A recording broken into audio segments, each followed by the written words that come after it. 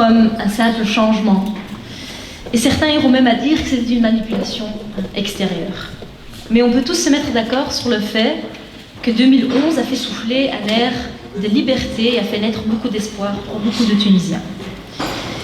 Les Tunisiens étaient étouffés par plus d'un demi-siècle de dictature et ils ont donc accueilli avec beaucoup d'enthousiasme la liberté de créer des associations, la liberté de créer des partis politiques et aussi le pouvoir de critiquer tout et rien.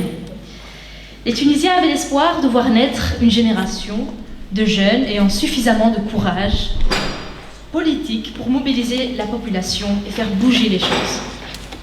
Les Tunisiens, à travers le monde, veulent voir la justice sociale et le progrès régner dans leur pays. Mais il faut avouer que le constat d'aujourd'hui est que rien ou peut-être très peu a été concrétisé en Tunisie. Mais il faut garder espoir. Vrouwen en Beweging, à travers ses multiples événements, consacre beaucoup de temps à sensibiliser les gens sur le potentiel qui sommeille en chacun de nous. Elle a la ferme conviction qu'il y a encore des Tunisiens et des Tunisiennes qui sont capables de redresser le pays. Qu'il y a encore des Tunisiens et des Tunisiennes qui sont capables de redresser le pays, tout ça en agissant et en invitant des personnes engagées, des politiciens ou pas, pour engager le débat avec notre communauté. C'est dans ce cadre-là que nous avons placé la visite de l'ex-président, Dr Monsef Marzouki, et je pense qu'une brève présentation de son parcours s'impose. Déjà, pendant sa carrière brillante de professeur en médecine, en France et en Tunisie, Monsef Marzouki subit déjà des pressions dues à son engagement politique. Il débute son engagement militant en 1980, en entrant à la Ligue tunisienne des droits de l'homme, dont il deviendra le président en 89. Il décide de présenter sa candidature aux élections présidentielles du 20 mars 1994. Le lendemain, le 21 mars, il est arrêté et placé en isolement total pendant 4 mois sans avoir été jugé. Et il ne pourra que sortir en prison par l'intervention personnelle de Nelson Mandela, connu de tous, le président de l'Afrique du Sud. Ensuite, il fondera le Conseil national pour les libertés en Tunisie, en 1998. Après des condamnations dues au maintien du Conseil national pour les libertés en Tunisie, les persécutions prennent une tournure de plus en plus grave. Il est interdit de voyage et maintenu en résidence surveillée. Ce n'est qu'en 2011 qu'il réussit à on va dire, s'échapper en France, prendre l'exil, et il va enseigner dans la faculté de médecine de Bobigny. Mais malgré les tentatives de retour en Tunisie, il décide de s'exiler jusqu'au changement du gouvernement. Depuis la France, il a continué à défendre l'état de droit, les libertés fondamentales et les égalités des sexes, dénonçant la misère sociale et les inégalités régionales en Tunisie. C'est en décembre 2011, après la Révolution et après la chute de Ben Ali, qu'il est élu président de la République. Nous avons invité Monsef Marzouki car c'est le premier homme politique qui a répondu à cet appel. C'est une belle surprise qu'il a accepté une discussion avec tous les Tunisiens, quelles que soient leurs convictions politiques. Les réflexions qu'il a menées sur la situation au pays et qu'il a consignées dans plusieurs livres peuvent être d'une grande utilité pour réfléchir sur l'avenir de notre pays. Pour ce qui est du débat, il sera modéré par Sami Zemli, qui est professeur de sciences politiques et sociales de l'Université de Gand, attaché au Centre for Conflict and Development Studies, où il coordonne et dirige le groupe de recherche sur le Moyen-Orient et l'Afrique du Nord. Il se concentre principalement sur le développement au Maroc, en Tunisie, en Égypte et la démocratisation dans le monde arabe. Sur ce, je vous remercie encore une fois pour votre venue, pour ce moment de partage et d'échange. Et donc, je vais maintenant laisser la parole au docteur Monsef Marzouki.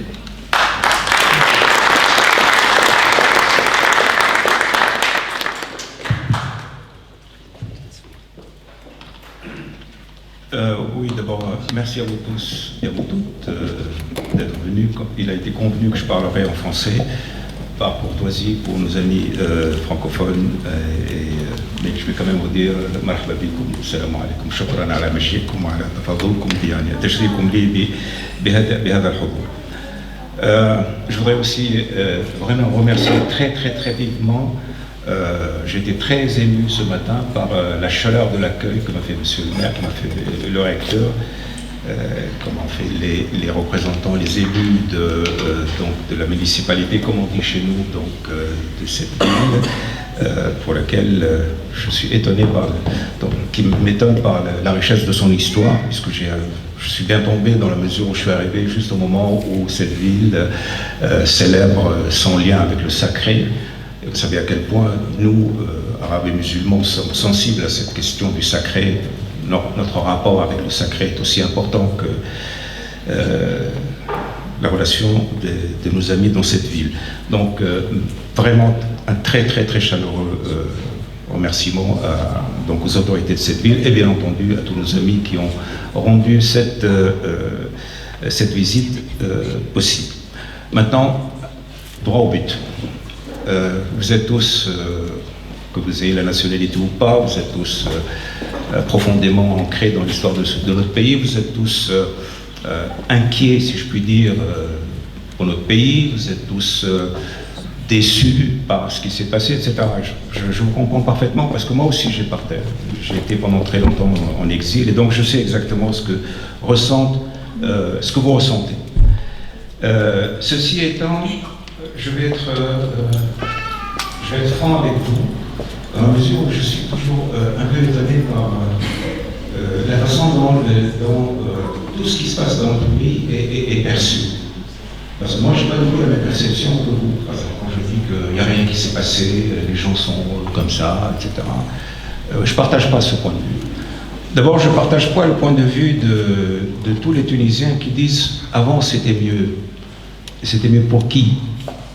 Hein? C'était mieux pour qui? C'était mieux pour les gens qui étaient torturés, c'était mieux pour les gens qui étaient des milliers de gens qui étaient en prison, c'est mieux pour les gens qui étaient spoliés de leurs biens, c'était bien pour les gens. Pour qui c'était mieux? Mais de quoi vous parlez? Vous connaissiez, vous qui dites qu'avant la Tunisie c'était mieux, vous savez ce qui se passait dans les prisons? Vous savez ce qui se passait vous savez combien de femmes ont été violées dans les prisons? Vous savez combien de milliers de gens ont été torturés? Vous savez combien de gens sont morts sous la torture? Vous savez combien de milliards vous ont été volés? Moi qui suis devant vous, un jour, on m'a ramené un chèque de 27 millions de dollars, le peu d'argent que nous avons récupéré sur un compte de Madame Leila Ben Ali. 27 millions de dollars. Et ça, c'est une goutte d'eau. On imagine quelque chose comme quelques vingtaines de milliards de dollars l'argent qui ont été volés aux Tunisiens. Donc c'était mieux pour qui? Ensuite, vous dites que la révolution, c'est la foire, le bordel, le désordre, le machin. Ok, d'accord. Ok, je vais être d'accord avec vous. Là, c'est tout ce que vous pouvez dire, imaginer. Mais qui est responsable de cette foire, de ce bordel, de ce chaos, Qui est responsable? Qui a poussé les Tunisiens à se révolter? Moi? Vous croyez que moi, si je vais à Al Jazeera, et je harangue le peuple danois en disant « Peuple danois, lève-toi, peuple danois, prends le pouvoir, peuple danois ». Les Danois, ils vont m'écouter, ils vont sortir dans la rue. Non mais attendez, vous dites que c'est moi qui suis responsable et que les quelques agitateurs auraient pu agiter un pays comme la Tunisie, si la Tunisie était un État de droit, un État... Donc c'est vous qui êtes responsable de cet État. C'est vous qui avez poussé, c'est votre régime qui a poussé les Tunisiens à sortir dans la rue. Vous croyez que les pauvres jeunes qui sont descendus à Tel, à Gasserine, pour affronter la police et mourir, ils l'ont fait par plaisir, parce qu'ils s'emmerdaient dans leur café, ils se sont dit ah, on n'a rien à foutre cet après-midi, allez, on va faire la révolution. Mais c'est vous qui les avez poussés à sortir pour se faire hacher menu par les mitraillettes. Donc c'est vous qui portez la responsabilité de la révolution. Et vous voulez maintenant vous dire non, non, c'était mieux. D'abord, c'était pas mieux. Et ensuite, c'est vous qui portez la responsabilité de cette révolution. C'est vous qui êtes responsable du chaos actuel. Vous en portez de l'entière responsabilité. Ah non, non, non, c'était mieux. Attendez, c'était mieux pour qui? Ah oui, mais du temps de la Tunisie, on faisait 5% de... Oui, c'est exact. Absolument, la Tunisie faisait 5% de croissance des pays. Mais attendez, qui se partageait ces 5%? C'était les régions de l'intérieur. C'était même les régions du Sahel où il y a, Dieu sait, les poches de pauvreté. C'était les malfrats, les voyous, qui se partageaient cette richesse accumulée par les Tunisiens. Et vous avez le culot de venir dire qu'avant c'était mieux pour qui? Ce discours, pourquoi est-ce que j'en reparle? Je ne pensais pas qu'un jour j'en reparlerais, tellement les choses me paraissent évidentes. Mais parce qu'aujourd'hui, on est en train de revoir tout ce retour du refoulé.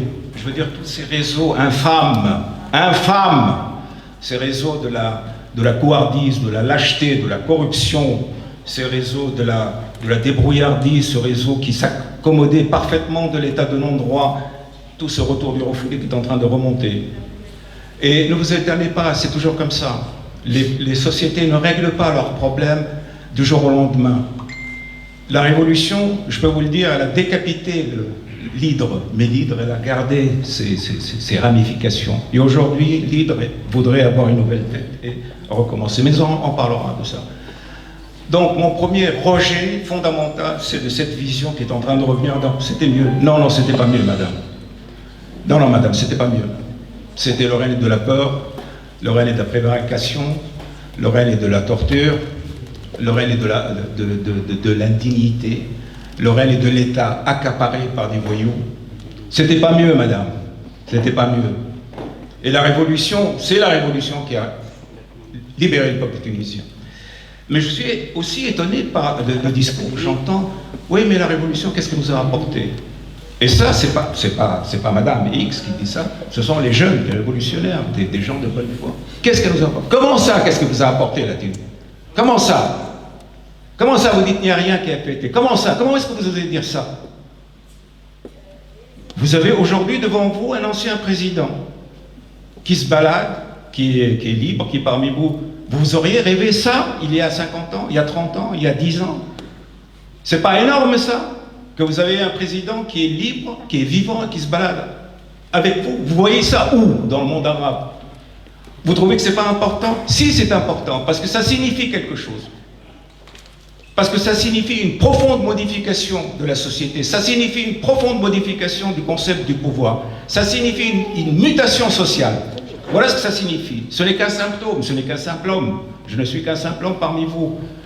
Mais la valeur symbolique, le fait que ça soit possible maintenant est quelque chose de nouveau. Et ça, c'est la révolution qui a amené ça. Comment ça, la révolution ne vous a rien donné? Attendez, est-ce que vous savez que vous vivez maintenant pour la première fois de votre histoire dans un état de droit? Est-ce que vous le savez, ça? Est-ce que vous savez que la Constitution, depuis que la Tunisie existe, on dit qu'elle existe depuis 3000 ans, moi je pense qu'elle existe depuis que les hommes ont commencé à arpenter cette terre. Depuis 3000 ans, c'est la première fois dans l'histoire que les Tunisiens se sont assis et quand ils ont négocié le contrat social en hommes libres. La Constitution de 1861, elle a été octroyée par le Bey. Octroyée. Je vous octroie, vous, les sujets, un certain nombre de droits. Je vous octroie. La Constitution de 1957, c'était pareil. Nous, les Bourguibas, etc., on vous octroie un certain nombre de droits. La Constitution de 2014 que j'ai eu l'insigne honneur de signer, de promulguer, elle n'a pas été octroyée par Mos Mazoki. Elle n'a été octroyée par aucun parti. Ça a été une discussion par tout le peuple tunisien, par ses représentants. Ça a duré des mois et des mois. Et ils se sont mis d'accord sur un accord. On peut le discuter, on peut dire que ce n'est pas le meilleur accord, mais en tout cas, c'est l'accord librement consenti des Tunisiens pour la première fois de l'histoire. C'est pas énorme, ça? C'est pas énorme, ça? C'est pas énorme le fait que vous marchez dans la rue, que vous n'avez plus peur des flics? C'est pas énorme, ça? Ça, la révolution ne vous a pas apporté ça? C'est pas énorme que vous avez maintenant des institutions, il y a des institutions démocratiques, que ce soit l'ISI, que ce soit la commission de vérité et dignité, etc. Toutes les institutions qui ont été mises en place. Donc la révolution, elle a libéré les Tunisiens de la peur. Les Tunisiens, elle leur a donné une constitution. Ils se sont donné une constitution. Ils se sont donné des institutions. Et aujourd'hui, ils marchent dans la rue, ils n'ont plus peur. Ils n'ont plus peur des flics. Ils n'avalent plus leur salive en passant devant les flics. Non, la révolution a fait énormément. Elle a changé complètement et totalement la mutation. Et là, on en arrive à... Oui, mais d'accord, ok, d'accord, la liberté, on s'en fout. Ah, ce qu'il nous faut, c'est maintenant... nous faut maintenant du travail, du pain, etc. Ok, d'accord. Les droits socio-économiques sont des droits fondamentaux. Sauf qu'il n'y a pas de droits socio-économiques sans les libertés fondamentales. Ça n'existe pas. La preuve, c'est que vous aviez effectivement 5% d'augmentation du PIB et que ceci n'a pas sorti les Tunisiens de la misère. Il faut les libertés. Il faut un état de droit. Il faut des institutions. Il faut une constitution. Ce sont des préalables. Ce sont des choses nécessaires, absolument nécessaires, sans lesquelles on ne peut rien faire. Rien faire. Or, nous avons donné le cadre. Nous n'avons pas donné la suite. C'est-à-dire qu'effectivement, nous n'avons pas été capables pendant 3 ans de régler les problèmes économiques et sociaux du pays. Mais qui l'aurait pu? Qui aurait pu, en 3 ans, régler tous les problèmes économiques et sociaux d'un pays qui vit depuis 50 ans sous la dictature? Qui?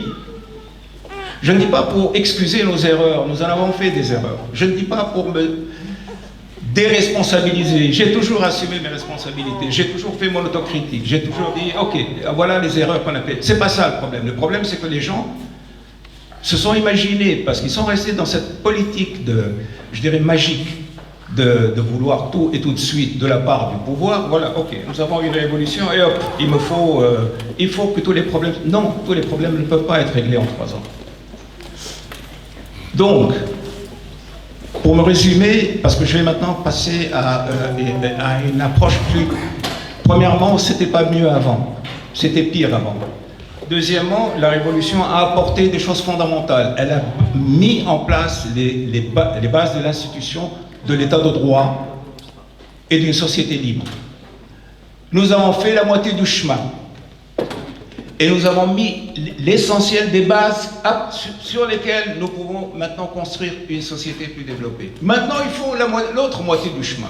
Et l'autre moitié du chemin, c'est le développement social et économique que la révolution n'a pas pu réaliser parce que, d'abord, c'était une situation extraordinairement difficile, et ensuite parce que la contre-révolution a joué son rôle. Et là aussi, ouais, vous vous êtes laissé berner, vous êtes laissé contre... Non, c'est pas laissé berner. Les lois de l'histoire sont comme les lois de la gravité. Elles sont partout pareilles, elles sont partout les mêmes. Les lois de la thermodynamique jouent pour les jumbo jets comme pour les petits drones. Il y a des lois dans l'histoire. Les lois de l'histoire disent ceci. Toutes les révolutions ont un prix. Toutes les révolutions ont besoin de temps. Toutes les révolutions suscitent une contre-révolution. C'est automatique. Vous avez une révolution, automatiquement vous avez une contre-révolution. Et automatiquement, il y a une bataille qui dure un certain temps entre la révolution et ce qui se passe en Tunisie est d'une banalité effrayante. Ce qui se passe en Tunisie, c'est ce qui s'est toujours passé partout dans le monde. Révolution contre révolution, ensuite liquidation de la contre-révolution. Voilà ce qui s'est passé. En France, je dis toujours, ils ont mis 70 ans pour commencer à réaliser les objectifs de 1789. Et entre-temps, regardez combien de fois il y a eu de restauration de royauté, d'empire, de machin, de trucs, etc. etc. C'est toujours comme ça. Donc, au lieu de dire « Oh là là, c'est l'échec de la révolution », non, inscrivez-vous dans la vision historique. C'est banal, c'est comme ça que ça se passe. C'est comme ça que ça se passera toujours. Forme de révolution et contre-révolution, liquidation de la contre-révolution et reprise du passage. C'est exactement ça ce qui s'est passé, c'est ce qui se passe maintenant. Donc, pour nous résumer, on a fait la révolution. Avant, c'était pas mieux. Répondez aux gens qui vous disent, avant c'était mieux, allez vous faire 3 points de suspension. D'accord? Et soyez agressifs et brutal, parce que ce sont des gens d'une mauvaise foi abominable. Et il ne faut pas se laisser abattre. Et vous allez voir ce qu'ils vont entendre, ces gens-là, quand il y aura la campagne électorale. Qu'ils sortent, on leur sortira toute leur saloperie. On leur sortira combien de gens sont morts sous la torture. On leur sortira combien de femmes ont été violées. On leur sortira combien d'assassinats politiques. On leur sortira combien d'argent ont été volés aux Tunisiens. Qu'ils viennent avec leur discours. Nous sommes prêts. Et ce sont nos dossiers à nous qui sont les... Et moi, je préfère qu'ils soient éliminés politiquement par le peuple plutôt que de les mettre en prison. Parce que ça aurait été facile. On aurait pu en faire. On aurait pu les... Mais moi, j'ai dit non. J'ai dit... Il faut absolument que cette révolution reste une révolution démocratique, pacifique, et c'est le long terme, c'est la patience. La passion et la patience qui feront qu'un jour, nous en débarrasserons de ces gens-là qui n'oseront plus nous dire « avant c'était mieux ». Donc, avant c'était pas mieux. Deuxièmement, la révolution a apporté quelque chose d'extraordinaire aux Tunisiens qui n'ont jamais eu dans leur histoire. La citoyenneté, la dignité, la capacité de marcher dans la rue sans avoir peur, la capacité d'avoir un président qui est l'un des leurs, qui sort de leur rang et qui revient dans leur rang une fois que sa mission est terminée. Ceci est magnifique. Et je suis fier, je peux vous le dire, je suis fier d'être tunisien à cause de ça. Maintenant, là, la phase normale de la contre-révolution. Oui, ils sont revenus, et c'était normal. C'était presque inévitable. Oui, ils sont en train de casser la gueule. Oui, leur échec est patent, leur échec. Et c'était prévisible. Une des raisons pour lesquelles moi j'ai cédé le pouvoir sans faire d'histoire, c'est que je me dis, ok, je ne peux pas m'opposer ni aux lois de la gravité, ni aux lois de l'histoire. Ok, qui prennent le pouvoir, ça va être l'échec complet et total, et à ce moment-là, le peuple comparera, jugera et remettra le train sur les rails. Et c'est exactement ce qui s'est passé. Aujourd'hui, l'échec de la contre-révolution est patent. Ils sont, comment dire, ils sont pitoyables. Ils sont tellement pitoyables qu'on se dit, on ne tire pas sur une ambulance. On ne tire pas sur une ambulance. Ce PGPSF, il va passer dans l'histoire comme une immense plaisanterie triste. Vous vous rendez compte? Ces compétences capables de guider 4 États. Vous vous souvenez de son programme économique qui va tous vous faire flancher tellement tout ça maintenant c'est du pipeau. Tout le monde sait que c'était tout le monde sait que c'était mensonge. Je ne vais pas venir ici avec les indicateurs économiques, etc. L'échec est complet, total. On n'a même pas besoin d'en rajouter. Eux-mêmes, ils en rajoutent. Et aujourd'hui, ils sont en train de s'entretuer. Alors, qu'est-ce qui va se passer? D'après l'histoire, encore une fois, il faut être patient. Il ne faut pas dire non, la révolution, c'est rien. Il faut mettre la révolution dans son contexte historique. 30, 40 ans, c'est rien dans la vie d'un pays. C'est énorme dans la vie d'une personne, et on a l'impression qu'effectivement... Mais quand vous vous mettez à l'échelle de l'histoire, à l'échelle d'un peuple, c'est 3 fois rien. Donc de dire la révolution a échoué parce qu'au bout de 3 ans, on n'a pas eu des usines, c'est faire preuve de pusillanimité, d'infantilisme, d'incompréhension. D'impatience, je veux bien, mais à condition que cette impatience soit une impatience, comment dire, où il y a le feu sacré. Alors là, j'accepte cette impatience. Des jeunes qui me disent « ouais, vous n'avez rien fait, etc. » D'accord, ok, mais est-ce que vous êtes inscrit sur les listes électorales? Non, je ne suis pas inscrit. Allez vous faire 3 points de suspension. J'ai rien à vous dire. Vous n'êtes même pas capable de vous inscrire, et puis vous venez me faire moi des reproches. Par contre, s'il me dit oui, je suis inscrit, je dis ok, allez-y, continuez à taper sur moi. L'essentiel, c'est que vous soyez inscrit, et que cette impatience montre que vous avez le feu sacré qui va pouvoir permettre à la Tunisie d'avancer. Donc, ok, je veux bien que vous soyez impatient, que vous soyez critique, mais à condition que vous soyez créatif, travailleur, et que vous faites avancer le schlimblick. Ok, là, je veux bien l'accepter. Sinon, allez, 3 points de suspension. D'accord? Pour moi, c'est ça la façon dont je parle avec les jeunes. Ils n'aiment pas ça, certains n'aiment pas ça et certains aiment ça. Mais moi, c'est mon devoir de leur dire ça. Pas de leur taper dans le sens, les caresser dans le sens du poil. Donc, c'était pas bien avant, c'est beaucoup mieux maintenant, mais nous allons améliorer. Alors, comment ça, nous allons améliorer? Il va y avoir les élections de 2019. Moi, je parie sur le fait que les Tunisiens ont compris. Il fallait cette leçon, il fallait ce passage à vide, il fallait cette contre-révolution. Elle était nécessaire, si je puis dire, elle était inévitable pour qu'ils comprennent, qu'ils apprennent, qu'ils mûrissent, qu'ils maturent. Et à ce moment-là, j'ai un grand espoir qu'en 2019, le train sera remis sur les rails. Et peu importe la personne. Moi, je dis en 2019, c'est pas X ou Y qui va réussir les élections, c'est le peuple tunisien. C'est lui qui va soit réussir, soit, encore une fois, chuter. À ce moment-là, bon, ce ne sera pas la fin du monde. Parce qu'encore une fois, une élection, 2 élections, 3 élections, à l'échelle d'un peuple, c'est rien.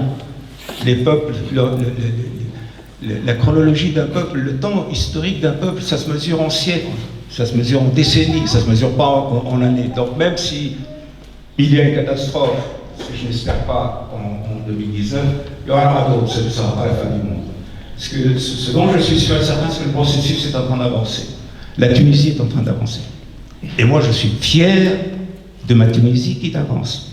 Je suis fier de cette Tunisie qui a avancé d'ailleurs avant la Révolution.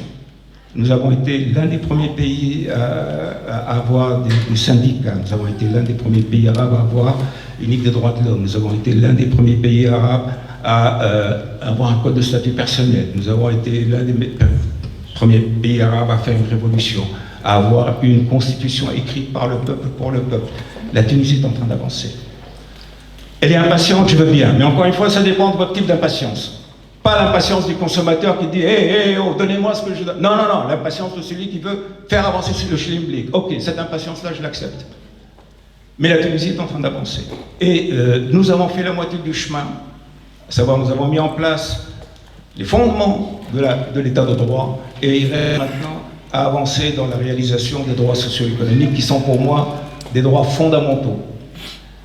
Des droits fondamentaux. N'oubliez pas que je suis un homme d'origine modeste, venant d'une région absolument d'une pauvreté effrayante, que je suis devenu, pas par hasard, professeur de santé publique, que là j'ai un de mes anciens élèves, n'est-ce pas, on les mettait dans les petites villes, dans les quartiers pauvres, etc., pour leur apprendre à faire de la médecine de pauvres avec les pauvres, etc. Donc pour moi, la révolution ne peut pas achever ses objectifs si elle ne sort pas les 2 millions de Tunisiens qui vivent sous le seuil de la pauvreté.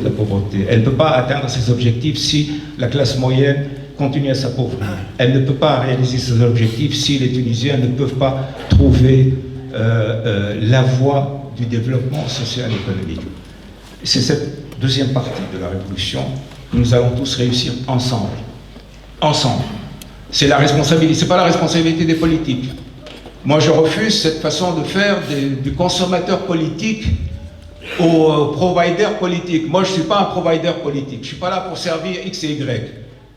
Et vous n'êtes pas des consommateurs politiques. Vous n'êtes pas des consommateurs d'action politique. Allez, donne-moi le développement. Je ne te donne rien du tout. Tu le prends toi-même, tu le fais toi-même. Il faut absolument que la logique change. Il faut que les Tunisiens changent de paradigme. Ce ne sont pas des consommateurs et il y a des hommes politiques qui sont là pour venir leur servir la soupe. Les Tunisiens doivent se responsabiliser. C'est ça la révolution, une révolution de mentalité. Parce que cette conception de se considérer comme un consommateur, de dire « allez, donnez-moi le développement, donnez-moi des usines, donnez-moi, etc. » Non, c'est à vous de vous lever, de retrousser vos manches, de travailler de telle façon que vous puissiez avoir tout ce que vous voulez.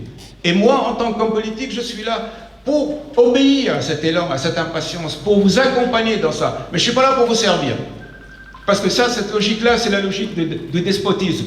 Voilà, je vous sers un certain nombre de choses et vous fermez vos gueules. C'était ça le deal jusqu'à présent pendant 50 ans. L'État fait semblant d'apporter du développement, et vous fermez vos gueules, vous me laissez faire mes affaires, vous me laissez installer ma dynastie, vous me laissez me mettre plein de trucs, etc. Ça, ce deal-là est terminé.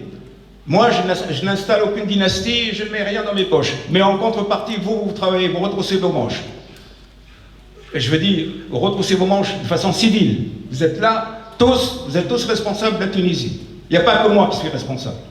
Et si jamais vous me faites critique, moi aussi je dois vous faire des critiques. Moi je veux bien accepter d'être critiqué en tant qu'homme politique, mais j'ai aussi le droit de vous critiquer en tant que citoyen, dire qu'est-ce que vous avez fait pour le pays, qu'est-ce que vous avez fait pour la Tunisie. Les jeunes qui sont capables de venir discuter avec moi sans s'être donné la peine d'aller s'inscrire sur le code électoral, moi j'accepte plus ça. C'est pas populaire, c'est pas populiste, peu importe. Mon rôle, c'est de dire la réalité, de dire la vérité aux gens et au peuple, de les responsabiliser. Et c'est dans la mesure où nous responsabilisons tous que nous serons capables d'avancer cette mutation que je veux, à savoir un état de droit et un peuple de citoyens. Cette transition entre un peuple de sujets vers un peuple de citoyens, un état de non-droit à un état de droit, et le processus de libération historique qui est actuellement en train de se faire partout dans le monde arabe, à des vitesses différentes. Ça se passe au Soudan, ça se passe en Algérie, c'est la même chose. Partout. Et nous avons la chance et l'honneur, nous en Tunisie, d'être les promoteurs de cette mutation. Nous donnons l'exemple et nous montrons les fautes, et les Algériens et les Soudanais apprennent de nos erreurs, ne les font pas, etc. Nous sommes tous dans ce processus. Je vois qu'il y a ici beaucoup de jeunes. Je compte sur eux pour avoir la passion et la patience. Les deux choses fondamentales. La passion de la Tunisie et la patience. Et de ne pas se laisser obnubiler, pas de je sais pas, de s'inscrire dans l'histoire, de s'inscrire dans la durée, dans la détermination, dans la force de l'obstination. Il n'y a que les gens obstinés qui n'abandonnent pas, qui se relèvent après chaque échec, qui continuent à croire en leur pays, qui font avancer les choses.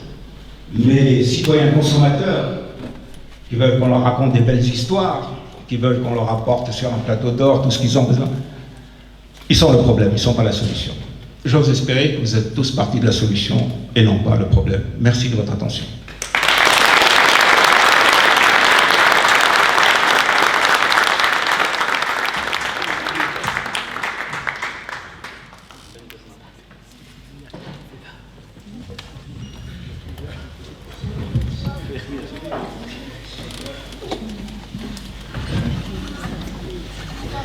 Merci beaucoup, Dr Marzoukri. Salam alaikum, bon après-midi.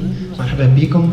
Je suis Sami Zaini, professeur de l'Université de Gand, et l'organisation m'a demandé de poser quelques questions à notre invité pour lancer par après aussi le débat et les questions de vous, le public qui est venu nombreux. Alors, je pense que le discours que l'ancien président a juste fait pour nous a donné beaucoup de matière à penser et beaucoup d'idées qui rejoignent un petit peu les questions que j'avais donc préparées pour cet après-midi, en partant un petit peu du livre que le docteur Marzoukri avait écrit en 2013, quand il était encore président, et dont l'actualité est très pertinente en fait. Donc j'ai repris le livre la semaine passée quand j'ai été invité, et en le relisant, ça m'a frappé.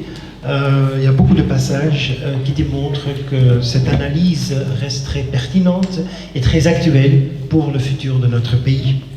Alors je voudrais commencer en fait par une petite citation d'un collègue que vous devez connaître, M. Mahmoud Ben Ramdan, qui, dans un livre qui a été publié à Tunis il y a un an, écrivait qu'en Tunisie en ce moment, il y a un sentiment partagé entre la conviction d'avoir accompli une belle révolution, mais aussi la certitude que les conditions de vie quotidienne se dégradent au point de douter des réalisations. Et que c'est la descente, si ce n'est l'enfoncement, qui obsède la conscience collective. Tout devient opaque, une grande inquiétude s'installe, telle est la Tunisie d'aujourd'hui. Donc, il y a quand même une sorte de désenchantement que vous avez refusé de honorer, disons, sur fond d'une crise économique qui est très visible ces jours-ci en Tunisie. Donc, comment faire un petit peu le point et regarder aussi vers le futur? Revenons au premier pas dont vous avez dit que la Tunisie avait déjà fait donc le mi-chemin de la révolution, c'est-à-dire tout ce qui touche l'instauration des institutions démocratiques, des droits, de la Constitution, etc., qui reste très importante. Vous avez d'ailleurs parlé de 2011 comme étant une sorte de deuxième indépendance. Vous avez aussi parlé dans votre allocation d'une contre-révolution, en 2014 disons, mais que vous restez prudemment optimiste pour le futur du pays. Alors, est-ce que vous pensez qu'il est nécessaire d'avoir une troisième indépendance? Oui, d'abord, le désenchantement. Le désenchantement vient du fait qu'il y a une espèce de foi naïve qui était celle de tout le monde, y compris de la mienne. Savoir qu'une fois qu'on a fait la révolution, on va raser gratis. Tout va être beau, tout va être gratuit, etc. Et en fait, on ne se rend pas compte d'une chose, c'est que plus les attentes sont grandes, plus le désenchantement est grand. Le désenchantement, l'intensité du désenchantement est directement proportionnelle à, si vous voulez, à l'intensité des attentes. Or, les attentes en Tunisie étaient faramineuses. Je veux dire que les gens croyaient honnêtement que tout allait être facile et que tout allait être, y compris moi. J'ai cru que maintenant, voilà, la révolution est faite, nous allons pouvoir très rapidement faire une constitution, et très rapidement, nous allons mettre en place les réformes, et très rapidement, nous allons, etc. Et puis tout le monde a désenchanté. Je veux dire, il n'y a pas que le peuple qui a désenchanté. Nous aussi, dans le gouvernement, nous avons désenchanté, parce que nous nous sommes rendus compte que la dictature, c'était pas une personne, c'était pas 10 personnes, c'était des centaines de milliers de personnes qui sont dispersées dans l'état profond, que ces gens-là nous faisaient une guerre atroce, que lorsqu'on mettait de l'argent pour développer une région, cette région ne se développait pas parce que toute la trame de l'État profond empêchait tout développement, etc. Et nous nous sommes rendus compte de l'extraordinaire difficulté de faire bouger les choses. Alors, un double désenchantement. Nous sommes désenchantés par rapport à la Révolution, et les gens sont désenchantés par la... Alors, de deux choses l'une, où on mature tous ensemble en disant, ok, quand on fait une révolution, ce n'est qu'un tournant. Le plus difficile est à faire. Le plus difficile est à faire. Le plus difficile, c'est pas la révolution. Le plus difficile, c'est l'après-révolution. Et une fois qu'on a compris ça, on a tous maturé. Alors, le désenchantement, moi, je veux bien. Mais encore une fois, il faut que les gens comprennent pourquoi les choses se sont passées. Deuxième chose, la crise économique. La crise économique, elle était déjà profondément incluse dans la structure sociale de la Tunisie. S'il n'y avait pas eu de crise économique, la Tunisie n'aurait pas explosé. Si les Tunisiens étaient aussi bien qu'ils le racontent, la Tunisie n'aurait pas explosé. Regardez, il y a plein de dictatures, je ne vais pas les citer pour ne pas avoir des problèmes diplomatiques, j'en ai déjà beaucoup avec un certain nombre d'États, mais il y a beaucoup d'États où il y a des dictatures terribles, où les peuples ne se... Pourquoi ? Parce que l'économie marche. Donc la crise économique, elle était déjà là, elle était profonde, mais simplement elle n'était pas visible. D'accord ? Maintenant elle est visible. Il y avait à l'époque un appauvrissement de la classe moyenne qui était déjà là. Il y avait une stagnation économique absolument invraisemblable. Il y avait des suicides à ne plus... quantité vraisemblable de suicides. Dans ma petite ville de 12, en 2009, il y a eu 22 suicides. Je ne sais pas si vous connaissez 12, c'est une bourgade du désert où les gens sont extrêmement pieux, extrêmement conservateurs, etc. Les gens ne se suicident pas. Pourtant, il y a eu 22 suicides par misère. Donc, quand on me dit la crise économique, elle a commencé avec la Révolution, je dis, allez vous faire 3 points de suspension. Non, la crise économique, elle était là. Maintenant, elle s'est aggravée après la Révolution. Pourquoi elle s'est aggravée ? Elle s'est aggravée parce que, à la fois, il fallait remettre à plat un certain nombre... par exemple, toutes les sociétés de corrompus que nous avons confisquées ont créé du chômage au lieu d'en résorber, parce que l'investissement intérieur a cessé, parce que l'investissement extérieur a cessé, etc. Donc c'est vrai que la Révolution a aggravé la crise économique. Mais ce qui l'a encore plus aggravé, c'est le sabotage de la contre-révolution qui a saboté et l'économie et la politique, etc. Alors, est-ce qu'on aurait pu faire face à toutes ces difficultés ? Oui, avec le temps, on aurait pu le faire. Mais la contre-révolution ne nous a pas laissé le temps.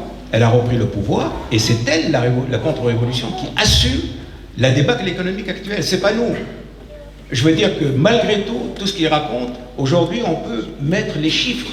Et on voit très bien que le chiffre de l'endettement, le chiffre de la croissance, le kilo de viande, etc., on peut mettre les chiffres l'un à côté d'autre. Et on voit que l'effondrement de l'économie n'est pas dû à la révolution, mais à la contre-révolution. Donc aujourd'hui, si les Tunisiens veulent sortir de cette situation, eh ben, il va falloir qu'ils remettent le wagon sur les trains, c'est-à-dire qu'ils redonnent le pouvoir aux gens qui ne les spolient pas, qui les exploitent pas, à qui ils ne racontent pas d'histoire, etc. Et à ce moment-là, le train des réformes qui marchait à 20 km, des réformes économiques, parce que le train des réformes politiques, il marchait à 100 km à l'heure. Le train économique, il marchait à 10 km, à 20 km, pouf, pouf, pouf, pouf, il s'arrêtait, etc. Ben, une fois qu'il sera remis sur les rails, il est capable de prendre de la vitesse petit à petit parce que les réformes économiques passant par la lutte contre la corruption, etc., sont là et on peut faire une avancée économique.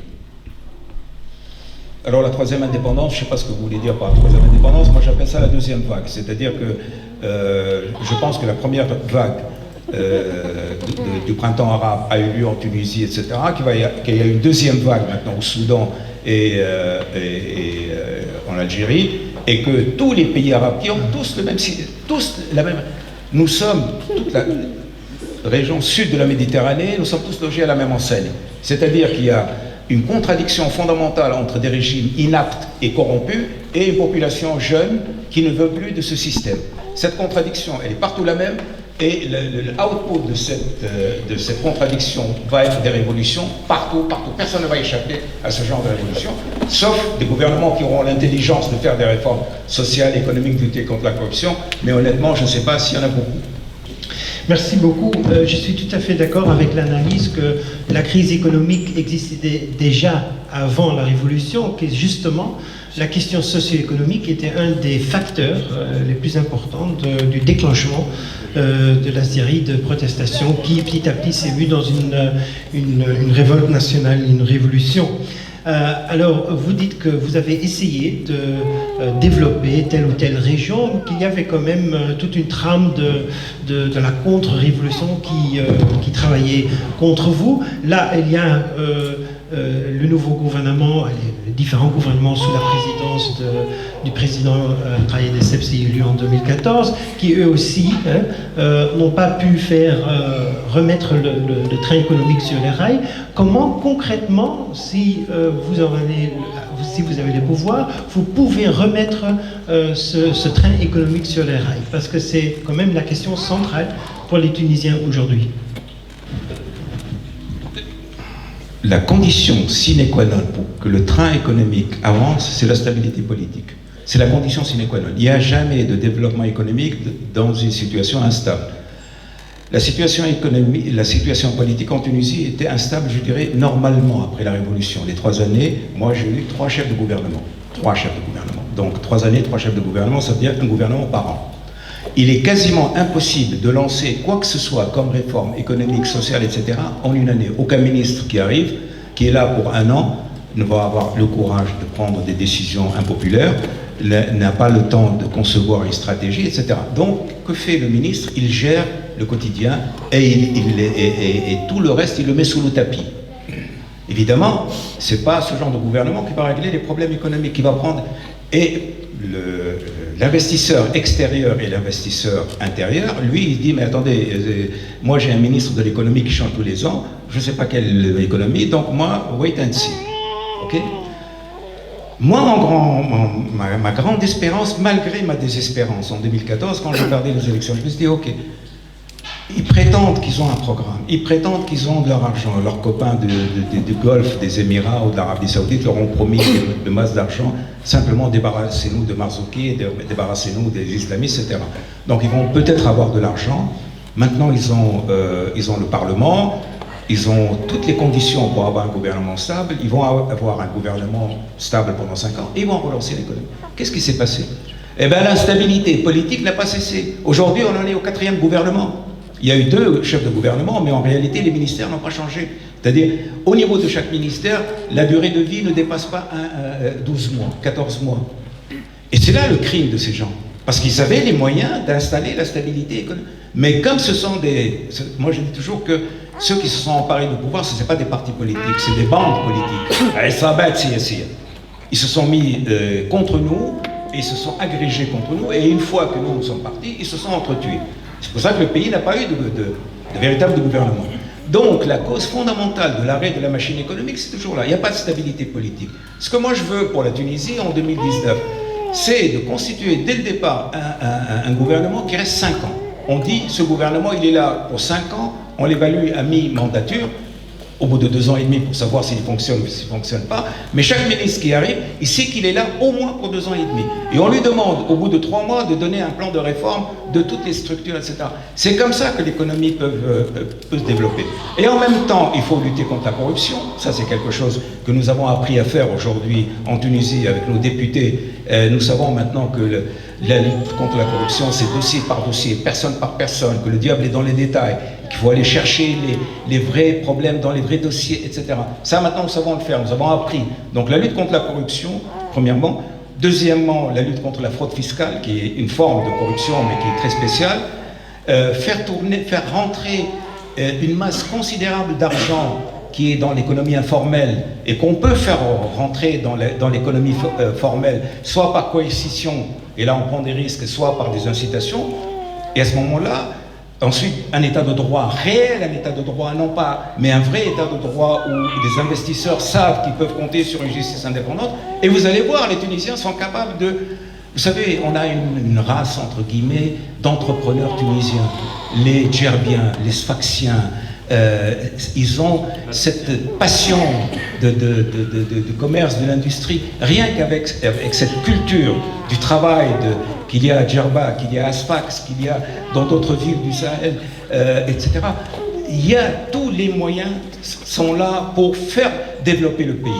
Mais le pays n'attend qu'une chose, qu'on lui donne un minimum de structure, un minimum de stabilité, et qu'il soit conduit non pas par des bandes politiques, mais par des partis politiques. Parce qu'il y a une confusion dans l'esprit tunisien. Nider, je me souviens qu'une télévision m'avait dit, est-ce que vous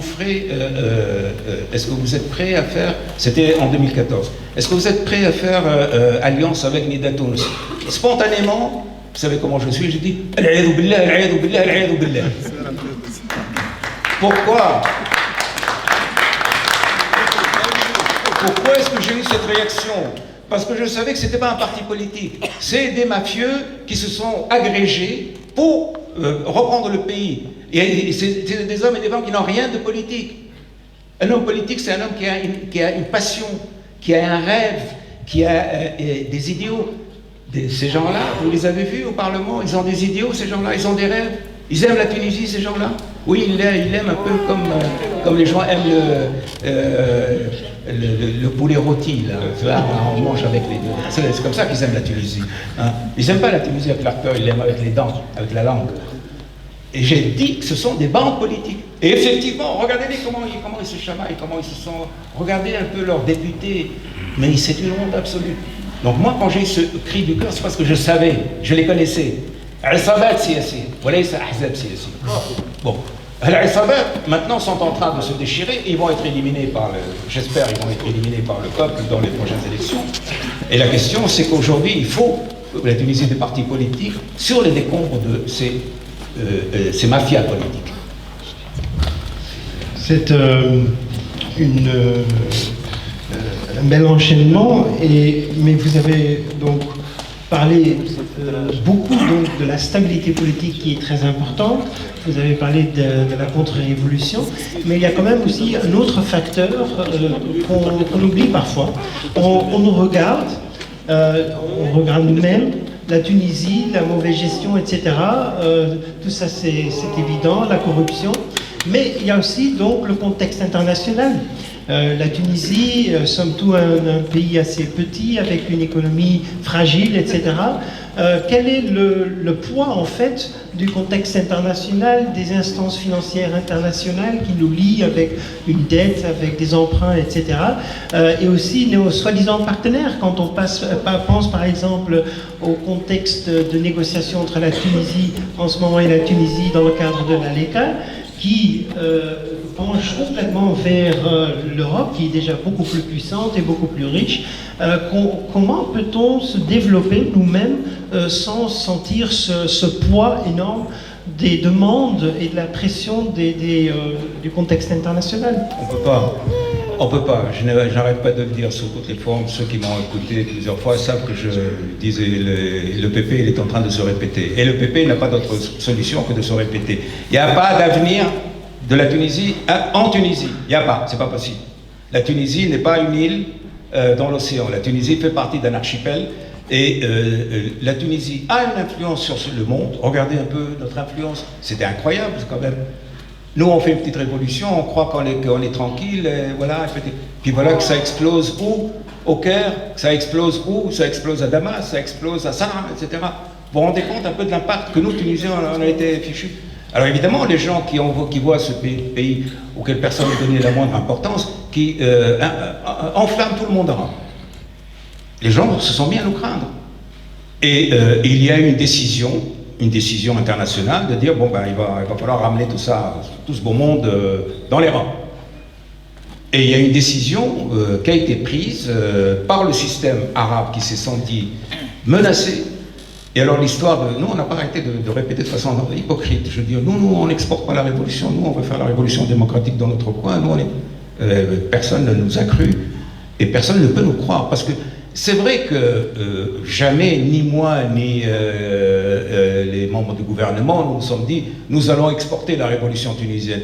La révolution tunisienne s'est exportée toute seule, indépendamment de ce que nous, on veut. Donc, on a eu un impact colossal. Un impact colossal. Vous vous rendez compte qu'en Chine, ils avaient interdit l'utilisation du jasmin, ou interdit le mot jasmin, tellement ça. En Chine, vous vous rendez compte? Vous savez que Occupy, comment ça s'appelle, Occupy New York, là, Occupy Wall Street, ça a été la révolution tunisienne. Aujourd'hui, ce qui se passe en Algérie, ce qui se passe au Soudan, c'est les contre-coups de la révolution tunisienne. Donc, ce petit pays qui ne voulait que vivre tranquillement dans son petit coin, etc., on s'est trouvé embarqué dans quelque chose qui nous a complètement dépassé. Et le retour ne s'est pas fait attendre, à savoir que tout le monde a voulu se mêler de ce petit pays, et va falloir le remettre dans le cadre. Et la contre-révolution arabe a soufflé sur l'Égypte, a soufflé sur le Yémen, avec un prix prohibitif. Une des choses dont les Tunisiens ne se rendent pas compte, peut-être un jour les historiens nous reconnaîtront cela, c'est que si la Tunisie a échappé au sort tragique qu'ont connu tous les peuples qui se sont révoltés, c'est aussi parce qu'il y a eu des hommes et des femmes sages dans ce pays qui ont évité à la Tunisie ce sort-là. Et ça, quand les gens disent la révolution nous a rien apporté, si, elle vous a apporté quelque chose, non seulement la liberté, etc., mais un sentiment de sécurité. Et si aujourd'hui vous n'êtes pas dans la situation dans laquelle se trouvent les Libyens, les Syriens, etc., vous le devez à un certain nombre de personnes. Je ne les nommerai pas. Mais ça, un jour ou l'autre, l'histoire le nommera. Donc c'est vrai qu'on reçoit l'impact de l'étranger. Et aujourd'hui, l'étranger est un acteur important dans la vie politique tunisienne, qu'on le veuille ou non. Ils sont avec leur argent, leurs interventions, leur ambassade, leur machin, ils se mettent dans nos affaires de façon quasiment, je dirais presque sans honte. Et là, entre autres choses, aujourd'hui les Tunisiens, aux prochaines élections, l'enjeu, ça ne va pas être simplement de maintenir ces libertés menacées, parce qu'elles sont menacées. Ça ne va pas être de remettre le train des réformes sociales et économiques sur les rails, ça va être aussi de récupérer l'indépendance du pays. Parce que nous sommes maintenant un pays sous tutelle, à la fois économique, à la fois politique, etc. Je vous donne un exemple de la mise sous tutelle, parce que vous pouvez trouver, c'est trop gros de dire. Quand moi j'ai chassé, littéralement, j'ai rompu les relations diplomatiques avec la Syrie, c'était un acte souverain. C'est-à-dire personne ne m'a dit de ne pas le faire ou de le faire. J'ai décidé que la Tunisie, qui a amorcé le printemps arabe, ne pouvait pas rester les bras croisés devant les horreurs dont le peuple syrien était victime. Benjamin Sepsi a fait campagne, entre autres choses, contre moi, en utilisant cet argument, en caressant dans le poil, le sens du poil, les nationalistes arabes, etc. En disant « ouais, c'est une erreur, etc. » Bon, normalement, qu'est-ce qu'il aurait dû faire? Il aurait dû immédiatement remettre les relations diplomatiques avec la Syrie. Évident, non? Ben, il ne l'a pas fait depuis 4 ans et demi. Pourquoi? Parce qu'il n'est plus indépendant. Parce qu'il a peur de l'attitude de ceci, l'attitude de l'Arabie Saoudite, l'attitude, etc. Et pas capable de prendre une décision souveraine. Et aujourd'hui, la Tunisie, moi je dis que la Tunisie a perdu beaucoup de ses capacités de souveraineté.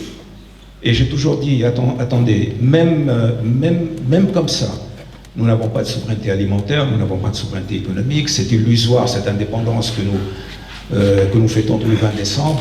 Il va falloir nous battre pour accroître notre marge d'indépendance, notamment au moins la sécurité alimentaire, l'indépendance alimentaire, etc. Donc, dans l'avenir, il s'agit, de consolider les libertés acquises, de garder la Constitution attaquée de toutes parts, de promouvoir le développement social et économique et surtout de défendre l'indépendance et de nous inclure dans des espaces libres. L'espace maghrébin est nécessaire et absolument nécessaire à notre développement. L'espace africain, à renégocier nos relations avec nos amis européens, parce que nous sommes partis de la Méditerranée, nous avons des relations dont vous êtes ici tous témoins qui sont d'une extrême complexité, d'une extrême importance, mais qu'il faut ne renégocier. Notamment l'histoire de l'ALECA, la Tunisie, l'économie de la Tunisie n'est pas l'économie de n'importe quel pays européen et elle ne peut pas être traitée de la même façon. Et il faut que nous ayons un moratoire dans lequel nous pouvons protéger notre économie, protéger notre agriculture, le temps que cette agriculture, notamment l'agriculture, se remette sur pied pour pouvoir faire face aux défis à venir. Merci. Et justement, j'allais vous poser la question de l'agriculture parce que je pense que c'est un thème qu'on sous-estime et qui est très important pour le développement de la Tunisie. Et justement, vous avez commencé à dire qu'il n'y a pas une histoire de la Tunisie à elle seule, il faut qu'on fasse cette histoire avec le reste du monde, mais évidemment il y a une différence entre essayer d'avoir quand même la responsabilité et le pouvoir de définir son propre développement et son propre futur, et de fermer toutes les frontières. Il y a évidemment toute une option entre les deux. Voilà, et donc comme cela est impossible, quand même renégocier ces modalités de l'échange économique des deux côtés de la Méditerranée reste quand même quelque chose de hyper important, surtout aussi dans la question de l'agriculture et surtout de la petite paysannerie et de l'accès à la terre. Comment voyez-vous ce thème-là? Parce qu'on en parle, à mon avis, beaucoup trop peu en Tunisie, même si c'est quelque chose qui vit chez beaucoup de Tunisiens et de Tunisiennes, parce que c'est hyper important, la question de propriété, la question de l'accès à la terre, et de pouvoir travailler cette terre. Et pouvoir travailler cette terre pour le bénéfice des citoyens et citoyennes, et non pas seulement pour l'exportation. Évidemment, il faut une exportation aussi, pour agrandir l'économie tunisienne, etc. Mais quand il faut faire le choix entre le développement humain, économique des Tunisiens et Tunisiennes d'un côté, ou l'exploitation hyper capitaliste pour exporter quelques produits de luxe, etc., pour un marché européen, dont les retombées sont, dans la plupart des cas, pour les poches des riches ou bien de firmes internationales dont les Tunisiens ne reçoivent presque rien, sauf quelques emplois mal payés, etc.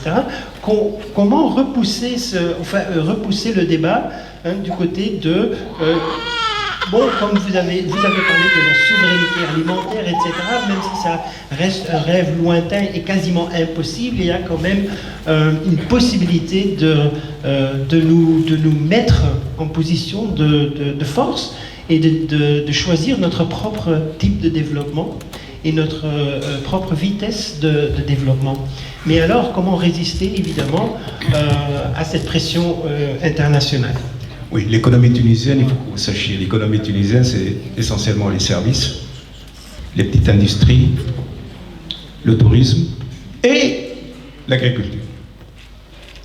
Or, une économie saine, en Tunisie, ça aurait été exactement l'inverse. C'est-à-dire que l'agriculture devait être en premier lieu. Il y a des pays, comme par exemple comme le Danemark, comme la Norvège, ont développé des agricultures extrêmement puissantes qui leur ont permis après de se développer. Donc nous, normalement, et voilà la faute, si vous voulez, de la mauvaise gestion de notre... On aurait dû... L'agriculture aurait dû être la base. Bien sûr, pas l'agriculture de nos pères, pas l'agriculture vivière, mais une vraie agriculture, sans être l'agriculture intensive, mais on aurait dû parier sur ça. Aujourd'hui, l'agriculture, c'est 6% de la richesse, avec un taux de dépendance alimentaire qui est de l'ordre de 50%. Je veux dire que si demain, il y a une guerre quelque part, et les bateaux ne rentrent plus en Tunisie, eh bien, il y a 50% de Tunisiens qui n'ont rien à manger. C'est aussi simple que ça. Le pays ne peut nourrir que 6 millions. C'est quand même grave. Un pays qui ne peut nourrir que la moitié de sa population. Et là, moi je ne dirais pas que la perspective de guerre est bon au nez, il ne faut pas... Non. Mais je dis qu'il y a quand même un minimum de sécurité alimentaire. Vous ne pouvez pas, quand vous êtes un pays, dépendre à ce point d'autant plus que nous étions, n'oubliez pas, le grenier de Rome. Donc pour moi aujourd'hui, quand je parle de réforme économique, j'entends inverser un certain nombre de tendances. C'est-à-dire, je ne dirais pas que l'agriculture va redevenir la première source de richesse parce que c'est illusoire, parce que nous avons un problème de terre, nous n'avons pas beaucoup de terres arables, mais il faut refaire une politique. Aujourd'hui, par exemple, moi, j'allais dire je m'arrache les cheveux, mais comme je n'en ai plus beaucoup, je ne vois pas ce que je pourrais m'arracher, mais il y a quelque chose de terrible à l'idée de voir, quand je vois par exemple les territoires agricoles, nous avons si peu de terrains agricoles, et que je les vois dilapidés par cette maudite tendance des Tunisiens à avoir leur maison. Ils ne veulent pas habiter dans des... Pourtant, on n'a pas le choix. Il faut que les Tunisiens réapprennent à habiter dans des... comme tous les pays du monde, parce que nous avons si peu de terres arables que c'est un crime Donc il va falloir revoir un peu toute la politique foncière, il va falloir revoir toute la politique de, je dirais presque de la colonisation du Nord-Ouest. Vous savez, le Nord-Ouest, je sais pas, est-ce qu'il y a des gens ici du Nord-Ouest? Levez la main, les gens du Nord-Ouest. Ils sont les colonisés de la colonisation. Ils sont colonisés depuis 3000 ans. C'est-à-dire qu'ils ont vu leur terre prise d'abord par les Romains, les Carthaginois, les Romains, et ensuite les Turcs, les Beldi, les je ne sais pas qui, etc. Et ils sont toujours depuis 3000 ans des serfs sur leur propre territoire. Et moi, ce que je voulais, alors que je ne suis pas du Nord-Ouest, je suis du Sud, nous, heureusement, on n'a pas été réduits en servitude dans le Sud, parce que tout simplement, on n'a rien. C'est pas compliqué, donc, puisqu'on n'a rien, personne ne peut rien nous prendre. Donc, c'est pas nos déserts complètement à nu à l'époque qui pouvaient être... Mais les gens du Nord-Ouest, parce qu'ils avaient ils ont été dépossédés de leur terre. Et déposséder une région de la terre, c'est la déposséder de sa propre personnalité, de son propre histoire. Donc les gens du Nord-Ouest, moi je disais que leur rendre leur dignité, c'est leur rendre leur terre. Et donc l'État qui a hérité de toutes les terres de colonisation, je voulais une loi foncière pour que, ok, allez, on redonne toutes ces terres. Et je me souviens quand j'avais demandé que le ministère de l'Agriculture travaille sur cette question, tout le monde a sursauté, m'a dit, mais attendez, vous voulez faire du communisme? J'ai dit non, je ne veux pas faire du communisme, je veux tout simplement que les territoires, les terrains que Ben Ali louait à ses copains, etc., des milliers d'hectares, aujourd'hui on les redonne ou on les loue, etc., aux citoyens du Nord-Ouest pour qu'ils se réapproprient leur terre, qu'ils se réapproprient leur histoire. Donc il y a ça, il y a des politiques sur les terres domaniales dans le sud, qui sont des terres stérilisées par les querelles tribales. Il va falloir aussi les diviser et les rendre... et on a commencé dans ce processus, on a commencé lentement. Donc il y a tout un travail de réflexion sur l'usage de la terre, sur recouvrir notre indépendance en matière de semailles, etc., etc. Il y a un travail colossal qui nous attend si nous voulons que la Tunisie puisse au moins avoir un minimum de sécurité alimentaire. Autrement, ça va être... Et bien sûr, il faut négocier avec l'Union européenne. L'Union européenne ne peut pas nous imposer... L'Union européenne est dans cette contradiction, qui est de dire, écoutez, on vous aime bien, vous avez fait une démocratie, vous êtes pour les femmes, blablabla, etc., nous on est d'accord, etc. Et en même temps, ils nous mettent des tarifs, et ils veulent nous impliquer dans des politiques tarifaires qui tuent notre agriculture, qui tuent notre industrie, etc. Choisissez. Est-ce que vous voulez vraiment que ce pays se développe, devienne une vitrine de développement, ou vous voulez le faire exploser comme les autres pays, et à ce moment-là, vous allez vous démerder, excusez-moi du terme, avec des milliers de réfugiés de la faim? Choisissez, vous ne pouvez pas avoir le beurre et l'argent du beurre. Vous ne pouvez pas saigner des pays comme les nôtres, vous ne pouvez pas leur vendre des armes comme en Libye, et en même temps vous plaindre d'avoir la masse des réfugiés. Il va falloir choisir. Vous ne pouvez pas, encore une fois, avoir le beurre et l'argent du beurre. Or, c'est ce que les politiques occidentales veulent, le beurre et l'argent du beurre. On veut vendre des armes à Sisi, à l'Arabie Saoudite, ça fait tourner nos industries d'armement, et en même temps, on va crier contre la dictature et dire que nous sommes pour la démocratie. Et pour la Tunisie, oui, d'accord, vous êtes des gens bien, etc., mais l'ALECA, c'est sacré. Non, c'est pas sacré, parce que nous ne pouvons pas développer notre économie avec ce genre de loi. Donc moi, je suis pour la renégociation et pour quasiment dire, ok, non, nous, on doit d'abord défendre cette économie si fragile contre une économie absolument surpuissante et qui est capable de rivaliser. Vous vous rendez compte, la Tunisie va rivaliser avec le Danemark, va rivaliser avec la Norvège. C'est quand même complètement hypocrite et complètement... oui, c'est hypocrite. Et il va falloir que cette hypocrisie cesse. Merci beaucoup. On a parlé donc des droits socio-économiques. Oui, justement, j'allais dire, avant de donner la parole à la salle, j'aimerais bien encore aborder un thème, même brièvement. Dans votre livre, mais aussi quand vous étiez à la présidence. Oui, juste après, la dernière question, parce qu'il y a encore un thème que je voulais poser, c'est...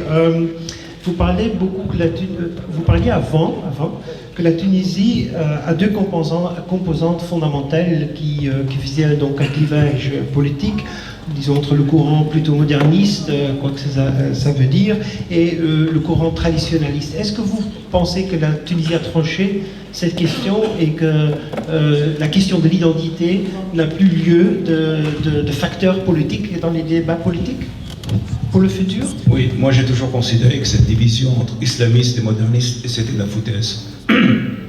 Pourquoi? Parce que pour moi, dès les années 90, la division, c'était entre les Tunisiens démocrates et les Tunisiens démocrates. Or, du côté des Tunisiens non démocrates, il y avait aussi bien des gauchistes que des islamistes. Et du côté de la démocratie, il y avait aussi bien des laïcs que des islamistes. Pour moi, la ligne de partage passe par ça. Est-ce que vous êtes pour l'état de droit? Est-ce que vous êtes pour les libertés fondamentales? Est-ce que vous êtes pour l'égalité des deux sexes? Est-ce que vous êtes pour le transfert pacifique du pouvoir, etc. Ou est-ce que vous êtes contre?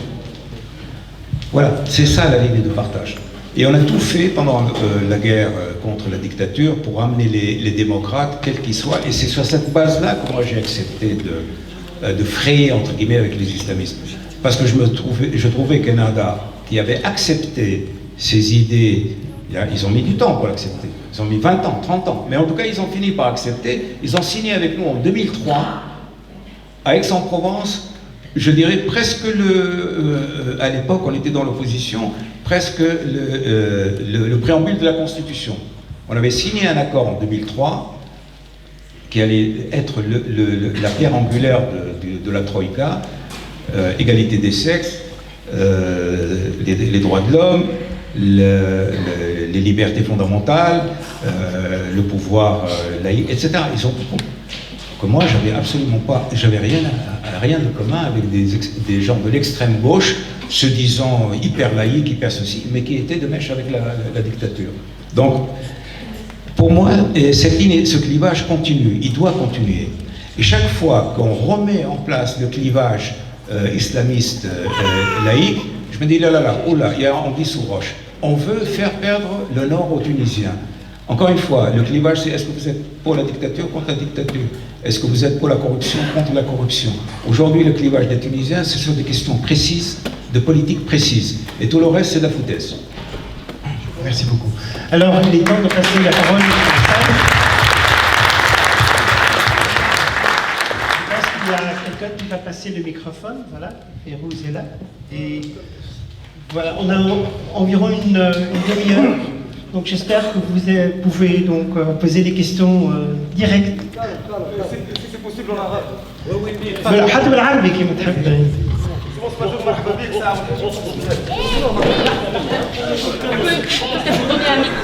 Un micro. Un micro. Oui, on le va.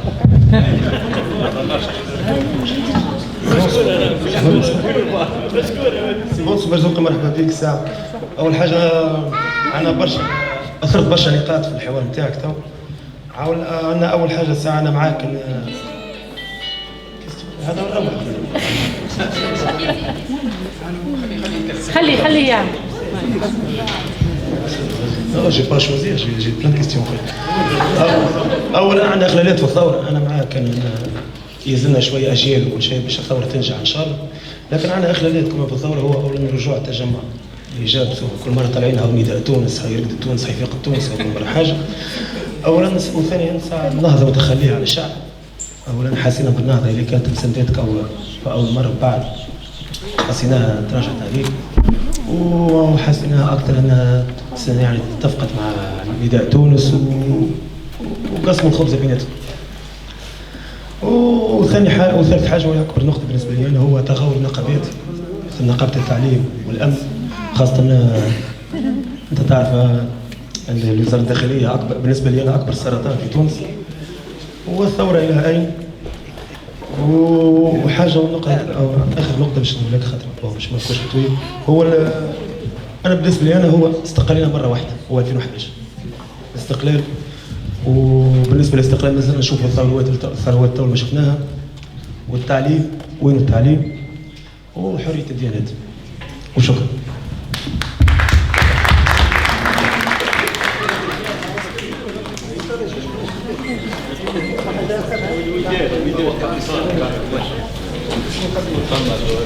تم سؤال اخر.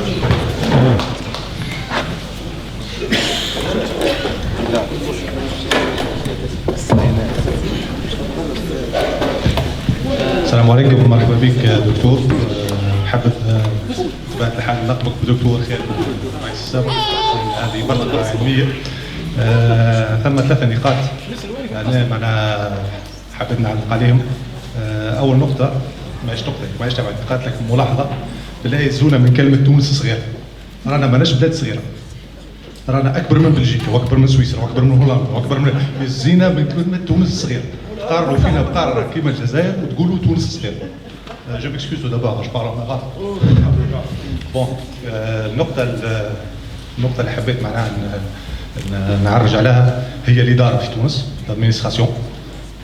معناها ان شاء الله بالنسبه للبرنامج بتاعكم ننظر لان كان حزب معناها عنده برنامج مش في الانتخابات القادمه باش قررتوا باش تعملوا في الاداره التونسيه. هذه نقطه معناها نركز عليها برشا لان السياسيين يمشوا ويجوا، اما الاداره دائما هي اللي تسير الدوله. يزينا من فكره وزير يخطط ويطبق. نحبوا اداريين في تونس قادرين باش يسيروا الدوله التونسيه على اعلى مستويات. والطاقات التونسيه نعرفوها الكل. انا متاكد هنا معناها بين الجموع اقل شيء فما ناس مكونين على معناها مراتب في الاداره. هذه النقطه الاولى هي الاداره. النقطه الثانيه الفلاحه اللي انا معناها نتوافق مع الدكتور 100%. مشكله كبيره ياسر، من الموضوع اللي معناها اشتغلت عليه شويه في الكورسوس نتاعي، لكن نحب نسأل سؤال: اسكو باش يدخل في هي الفلاحه المتعارف عليها في العالم الكل؟ هالسيستم معناها كيما نقولوا اللي هو بلوس يضر بالثروات المائيه، يضر بالاراضي التونسيه، والا باش نتوجهوا النظام الجديد اللي هو موجود في العالم اجمع تو، هي الفلاحه اللي شويه كيما نقولوا مرتكزه على الامور العضويه والامور اللي نعرفوها الكل. هذه النقطه الثانيه. النقطه الثالثه في السياسه. السياسيين التونسيين ما نعممش بطبيعه الحال، ولكن نظره صغيره للواقع اللي تعدينا به، انه احنا الحمد لله ثم ناس سياسيين نضاف على اعلى مستوى. ما نحبش نشكر الدكتور، ولكن ما بينهم الدكتور لان السيره نتاعو واضحه.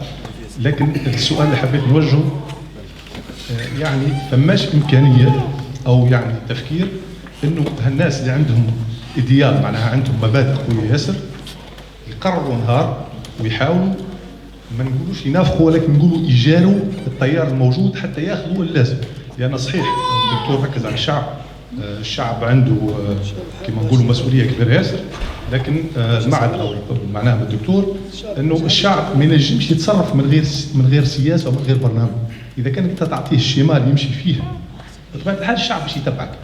اذا كانك انت تسيبه في الفارغ ولا تكون ما ثماش قيادات وما تكونش وحده. وشكرا. ثم لقاءات اخرى لكن مانيش باش نمونوبوليزي لا بارول ان شاء الله. وبارك الله فيكم.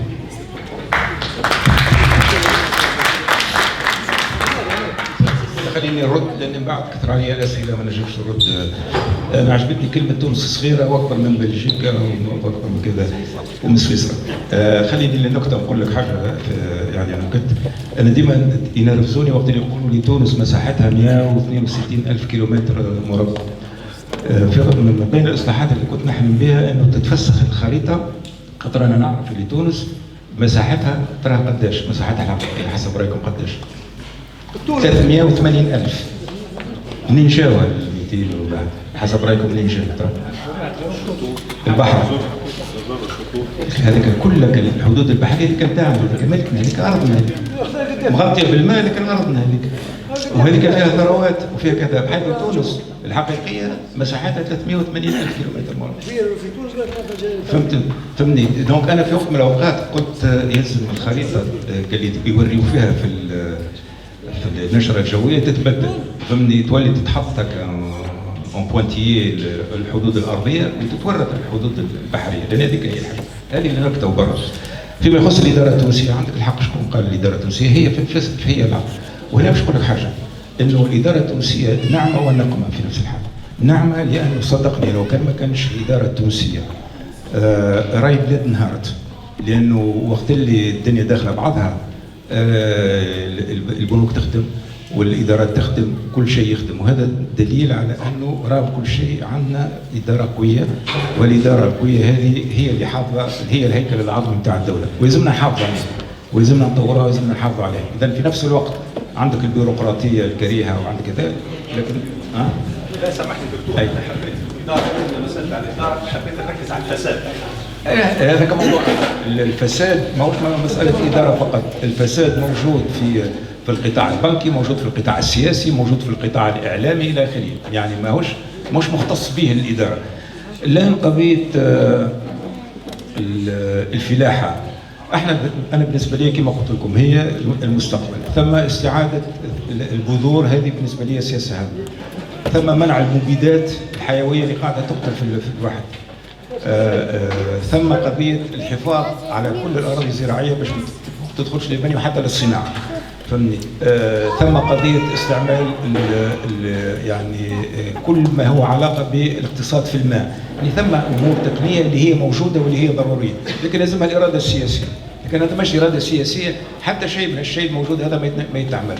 والإرادة السياسية مش موجودة لأنه أولا يعني إما الناس تخدم في مصالح الصناعة ولا تخدم في مصالح كذا، والفلاحين ما عادش عندهم وزن سياسي اللي يخليهم يغلبوا كذا، ولهذا لازم تجي الإرادة السياسية من السلطة السياسية اللي باش تنجم تعطي للفلاحة كذا. فيما يخص يعني المبادئ وتجاوز المشاكل، طبيعة الحال يعني نسعى إليه بكل لكن زاد دور الرجل السياسي راه مش يمشي التيار، رجل السياسة أيضا هو من يرسم الطريق ولو كان صعب. خاطر إذا كنت تحب تمشي ديما في التيار وكيفاش يقولوا هذيك المقولة امشي على قدر صغار عقولكم ولا صغار كذا، راهو ما عندها فين توصل، وهذه السياسة أضرت بنا برشا. تو فيما يخص الثورة إلى أين؟ الثورة إلى أين؟ الثورة وين باش تقودها أنت حبيبي؟ وين السيد اللي قال لي الثورة إلى أين؟ ايش بيني أنا مسؤول عليها الثورة أكثر منك؟ لا دبر راسك، الثورة إلى أين؟ أنت ترد عليها الثورة مش وين تحبها تمشي؟ لا اي مواطن رجل سياسي، اي لكن علاش تصير انا تقول لي الثوره الى اين؟ مسؤول عليك انا؟ لا ما كنتش مسؤول عليك، كنت ممثل ليك. مسؤول علينا لمده 5 سنوات. لا 3 اولا، وثانيا انا كنت ممثل للشعب وكنت انتمي الى هذا الشعب وكنت نخدم مع هذا الشعب، وللاسف الشديد العقليه هذه نتاع انت انا مثلكم، انا تحت امرتكم، انا في خدمتكم، لكن انتم تخدموا روحكم وانتم تخدموا بلادكم وتخدموا قومكم. العقليه الاستهلاك السياسي ما تنحى، عقليه المستهلك السياسي عمل لي ثوره وعمل لي كذا، هذا لازم تنحى. هذا هو المرض القاتل اللي وجدته في العقل التونسي، الاستهلاك. يعني تعودوا على الزعيم المنقذ اللي يقودهم في الطريق. أنا أرفض هذه المهمة، ما نقبلهاش. أنا بالنسبة لي اليوم أن تكون خادم لشعبك هو أن تنصت إليه، هو أنك يعني تستمع إلى همسه، أنك ترشده، أنك تعطيه هو السلطة، أنك تمشي معاه. أما راهو المفهوم هذا هو مفهوم الرعية، مفهوم الراعي والرعية، لا لازم تنحيه يا أخوي. إذا كنت تنحيه نعم عشان قلت لك أشياء، أي الشيء هذا صعيب، لا صعيب ولا صعيب، جيل مستلزم التصفيق، لا مش صحيح. لا بالعكس، انا اتوقع نشوف اجيال جديده، اجيال جديده هذه ان شاء الله معنا هم، لكن ما يلزمهمش ترسخ فيهم هذه العقليه. عقليه اعطيني ايش جبت لي، ايش عملت لي. انا اذا كان واحد يحب يطير لي يقول لي ايش عملت لي، ما كنت حاكم ايش عملت لي. لا انا اخدم فيك، انا ما كنتش اخدم فيك، اخدم روحك، فهمني. العقليه هذه ما عادش تمشي. احنا كنا نخدموا في بعضنا ونخدموا في الوطن، ما حد يخدم حد، والناس كلها مسؤوله. والثوره تحب تقول لي الى اين الثوره؟ اقول لك انا، انت قول لي انا الثوره، ما اقولكش انت اللي باش تعملها. ما نقولكش، ما نقول لي دبر راسك، ما يهمنيش دبر راسك يا خويا، انت مواطن، مسؤوليتك. ما يهمنيش، مش مسؤوليتي، مسؤوليتك انت. خذ انت مسؤوليتك كشعب وانا تو نتبعك. انت شعب خذ مسؤوليتك وانا نتبعك، مش العكس. اسمع، عقليه الرعايه لازم تنحى. الميتاسيون اللي نحكي عليها هي هذه، انه العقل السياسي يتبدل. انا اناضل منذ ما نعرفش قدام من اجل شعوب المواطنين، لاني انا كنت ارفض ان اكون رعيه.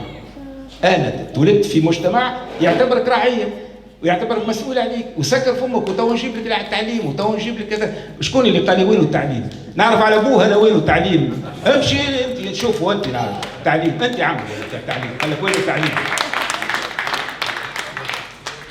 عقليه اخرى يا سيدي. الشعب التونسي بحاجه الى عقليه اخرى، عقليه المواطن وليس عقليه الرعيه، عقليه اللي يخدم وليس عقليه المستهلك، عقليه اللي هو يعطي تعليمات وهو مش هو يتلقى التعليمات. بهالكيفيه هذه وقت اللي يولي عندنا عقل جماعي وذكاء جماعي، تو تشوفوا البلاد كيفاش تنقص. ما دام موجودين محصورين في اللوجيسيال القديم بدلوا ديكتاتور بديكتاتور. ها جاكم الانترماد هذا المصعصع هذا 3 سنوات، الشهاده لا يحصى ولا يقاس عليها، وبعد تعاودوا تكركروا فهمني 20 ديكتاتور، واحد يجيب لك ولد، واحد يجيب لك بنته، واحد يجيب لك ولد عمه، واحد يجيب لك كذا، ودبروا روسكم معاهم. تحبوا ثوره اعملوها في عقولكم.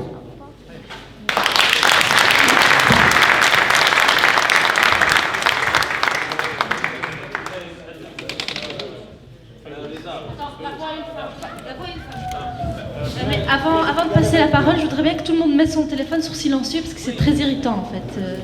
Comme ça, on ne coupe pas la parole des autres.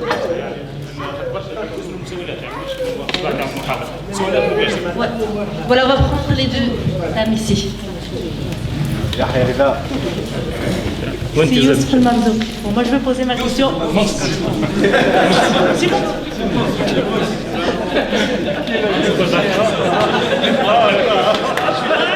أنا في الفاميليا سي يوسف المرزوق.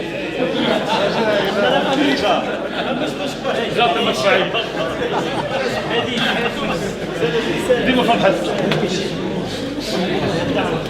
الله يهديك.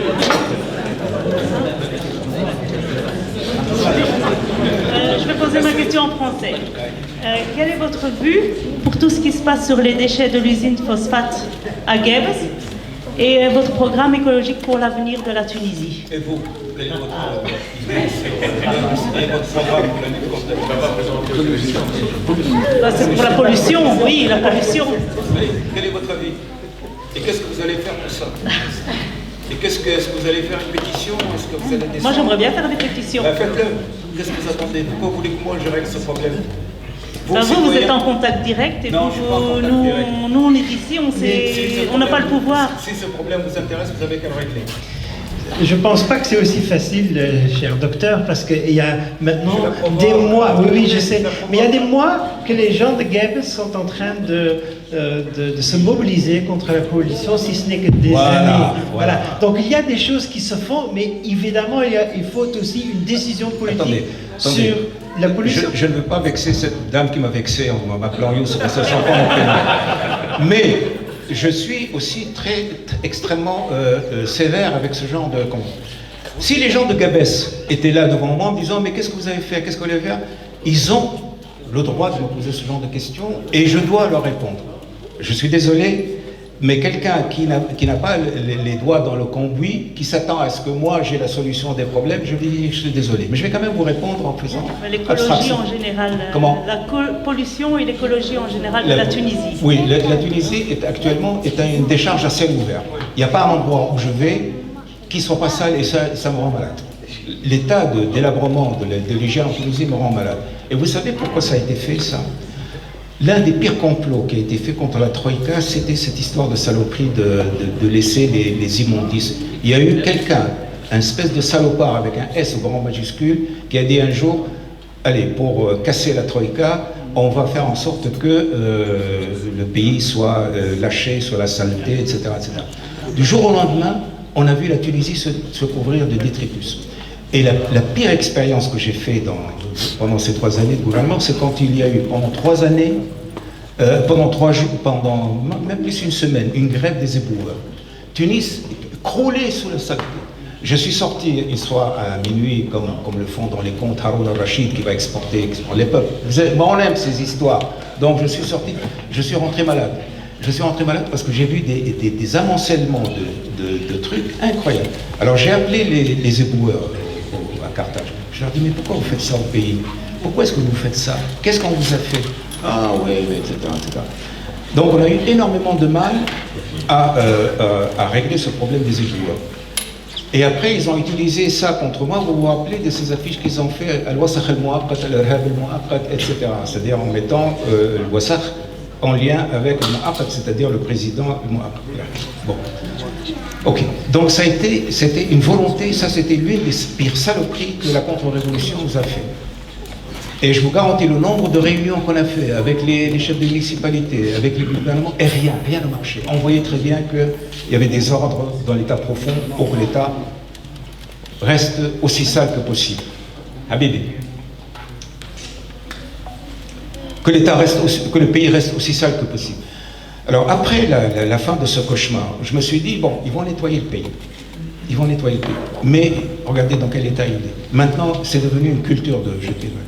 Et je vous garantis que moi, ça m'humilie. J'éprouve le sentiment d'humiliation de circuler dans un pays couvert de détritus. Et ça, ce sont ces salopards qui ont fait ça. Pour détruire la révolution, pour casser la révolution. Alors, maintenant qu'ils ont été pris à leur propre piège, parce qu'après, maintenant c'est devenu une culture, les gens s'en foutent, etc. C'est devenu une culture.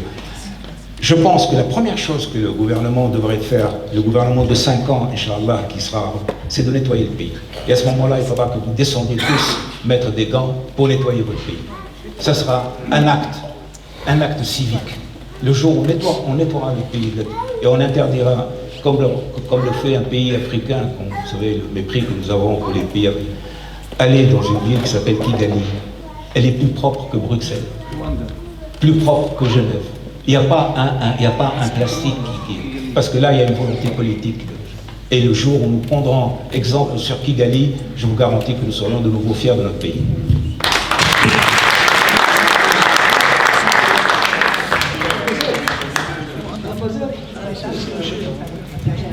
Ok, la dame et puis...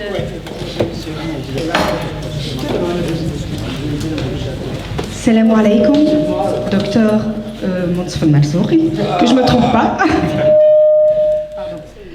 Je me présente, je suis Sonia Azouzi, de 2e génération, ici à René, donc tunisienne, 2e génération à René. Mes enfants sont 3e génération. Donc d'abord, je suis tout à fait d'accord avec vous que chacun est responsable de lui-même, que c'est pas parce qu'on a voté pour un politicien qu'on doit se laver les mains et dire voilà, vous êtes responsable, on attend, qu'est-ce que vous avez fait pour nous? Je suis contre.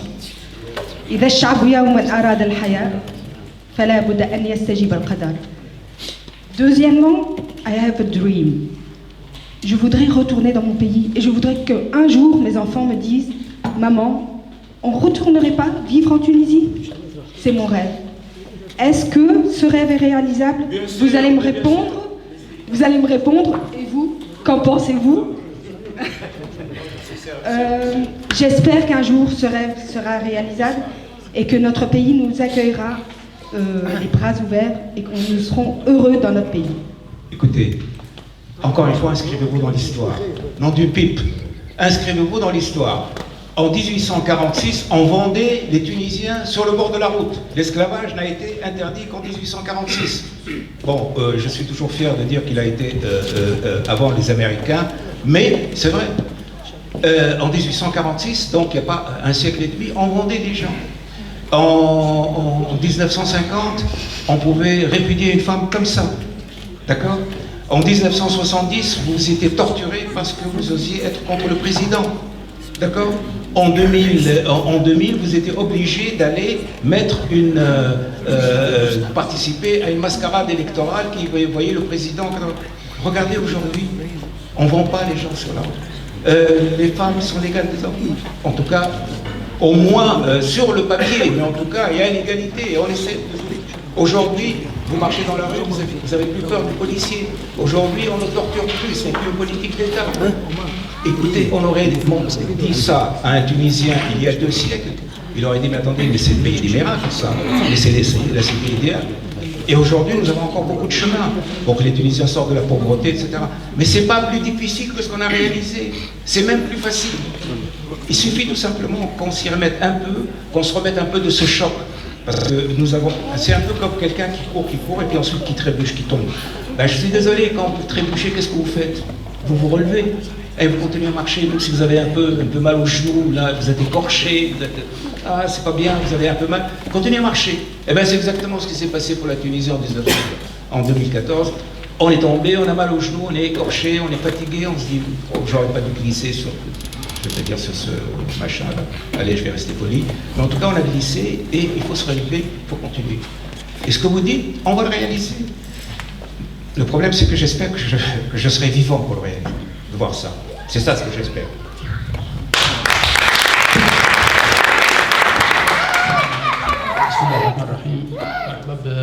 Je remercie pour notre président et notre professeur de médecine, Dr Montef Marzouki, pour sa visite à Rennes, c'est la première fois.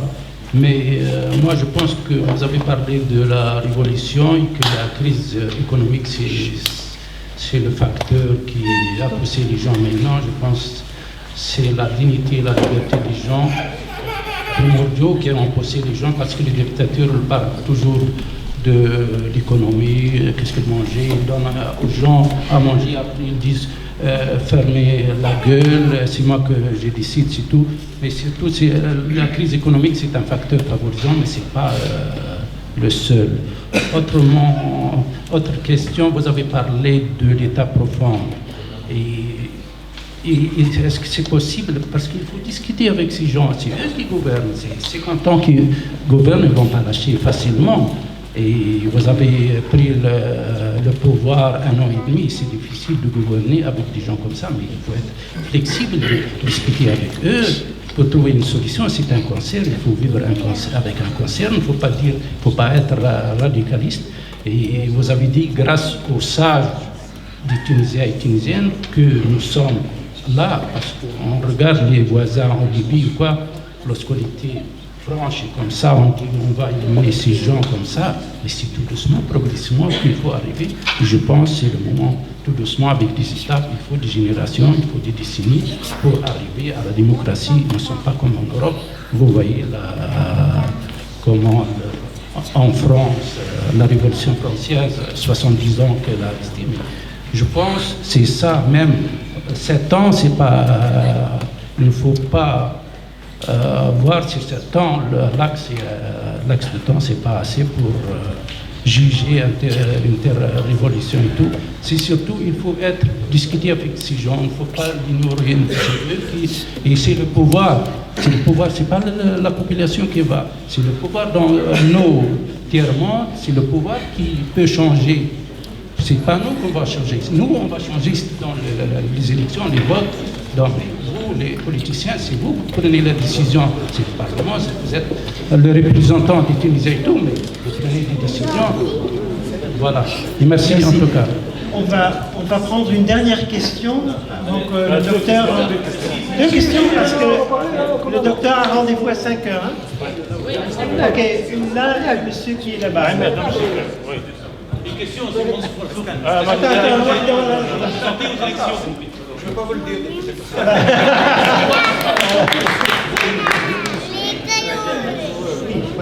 voilà.